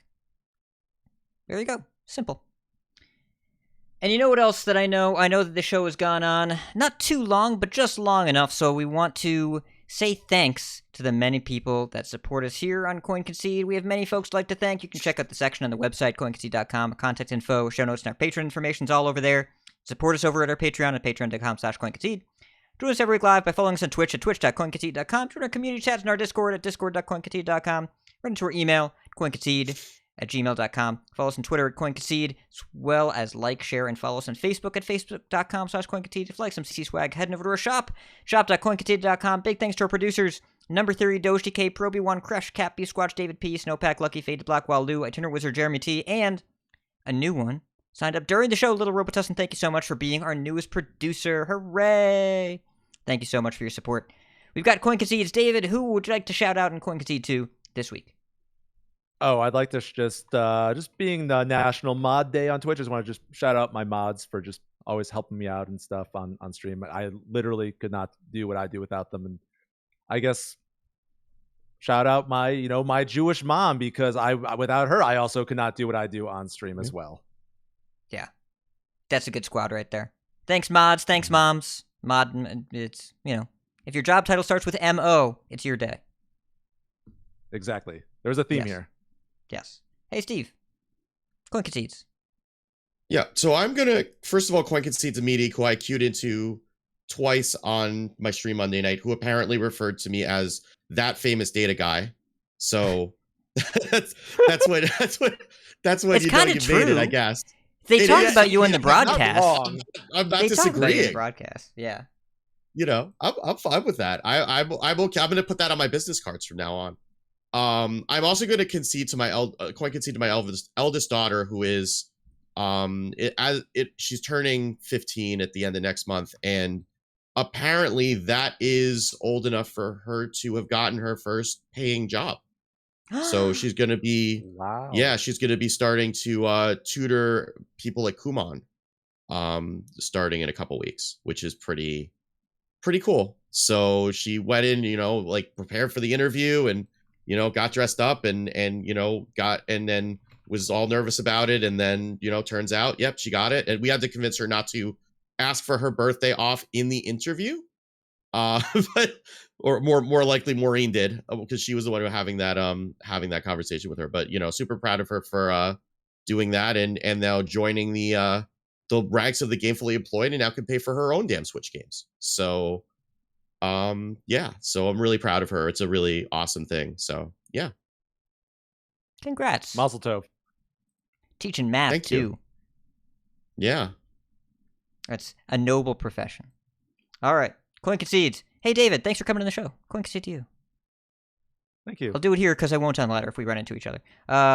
Coin Concede to Griffey for his hard work over in the Hearthstone esports team. Coin Concede to Edelweiss. Sorry we missed you. We will ask you about your favorite Jew food the next time we see you. But hope you have fun while traveling. Coin Concede to Heart Queen. Finally confirmed. There were a lot of very nice people in the comments of her giveaway where she had Who Do You Want to Be on Heart to Heart, which is her amazing interview series. I got some nominations and she reached out to me. We're going to make that happen end of the month. Yay. So very excited for that. Mixed Clouds, listener of the show, just had a nice conversation with him today. Louis Casper. Louis, I was supposed to coin concede to you last week, but thank you so much to help me get some information for the show last week, so I really appreciate it, and I totally forgot the coin concede, so very important. And the final coin concede, my wife, known on Twitter as Fly That Kite, we recorded an episode about Elden Ring, of us talking at our kitchen table, and released over in the Hidden Aspects feed, which is my Hades podcast. It's been on pause for a while, but we repurposed as general gaming around my kitchen table. Had a lot of fun recording that, and we put that onto the airwaves. So if you like hearing me and my wife talk about video games, particular Elden Ring, you should go check it out. And that's going to do it. So keep calm and look up your Abyssal cards before you do a podcast. And if you see us on ladder, coin concede. Coin concede. Coin concede. We did it. We did it. Woo! Yay. All right. Stopping the Awesome. audio recording. I'll stop Excellent. mine. Yes. And I my will voice give did you- not give out through You 2.5 made it. hours. So Yes. You probably and shouldn't if I talk for can't much talk of the rest during of the meetings day. tomorrow, that's just an acceptable risk I'm willing to take. No meeting Fridays. No meetings. Yeah, that's talking of magical Christmas land. Yeah. Yes. So, David, click into here. You're going to do... you're using Audition or Audacity? Audition. I could probably. Good. No, I'm Audition's assuming better. I just It's pick it it's up. much better. Okay. Yeah. So just export the audio file that you recorded. You can do WAV or high quality MP3. I don't care which one, and then just plop it in here. Okay. Let's see. Oh, I gotta remember to clean out my old waves again. Yes. All right, Why are they mine both is named? on Why its is the way. Demon Hunter card named Abyssal? Pick a different name. I Oh, it's yeah. gonna mess with the casters. Like, this is where I got upset about Devour. Like, it's the same thing. Like, why But can't it's you just say like- destroy if it's... Because I was hard convinced Devour was not going to trigger death rattles. Because it's like, it's eating them and then it spits it out. Like, they don't die. They just get a little digested and they come back, right? Well, we have Abominable Lieutenant. I believe also eats and triggers death rattles. Right, but they don't get spit back out, What? right? Like, if they're spit back out, then they're not dead unless they're corpses, in which case they're not attacking anybody, It's right? like a Terran Gorfiend, except it's their stuff instead of my stuff. But Terran Gorfiend says destroy. It doesn't say devour. That's...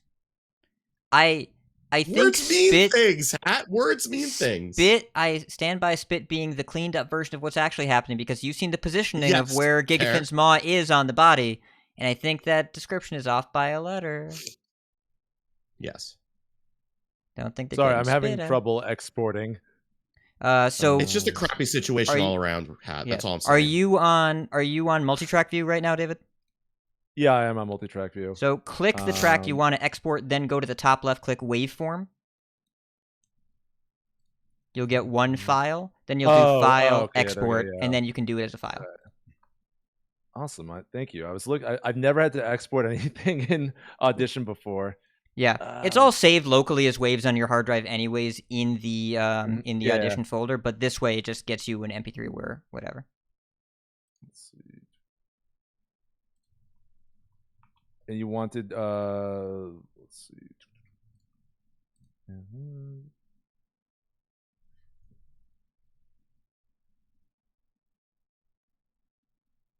Send that wave.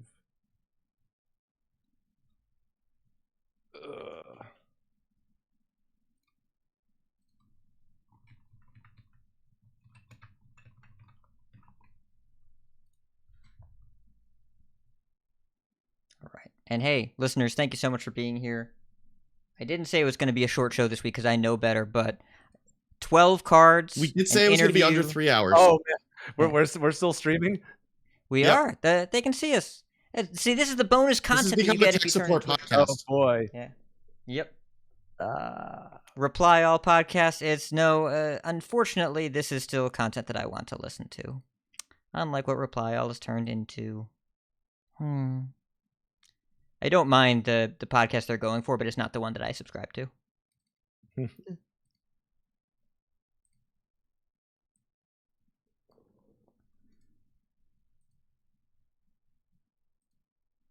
All right. Okay, there we go. I am going to bring the stream down now, though, because we're going to wrap up. Bye, here. everybody. See you next week. Thank y'all for hanging out. See y'all later. Bye. Thank you for having me, guys. Yay.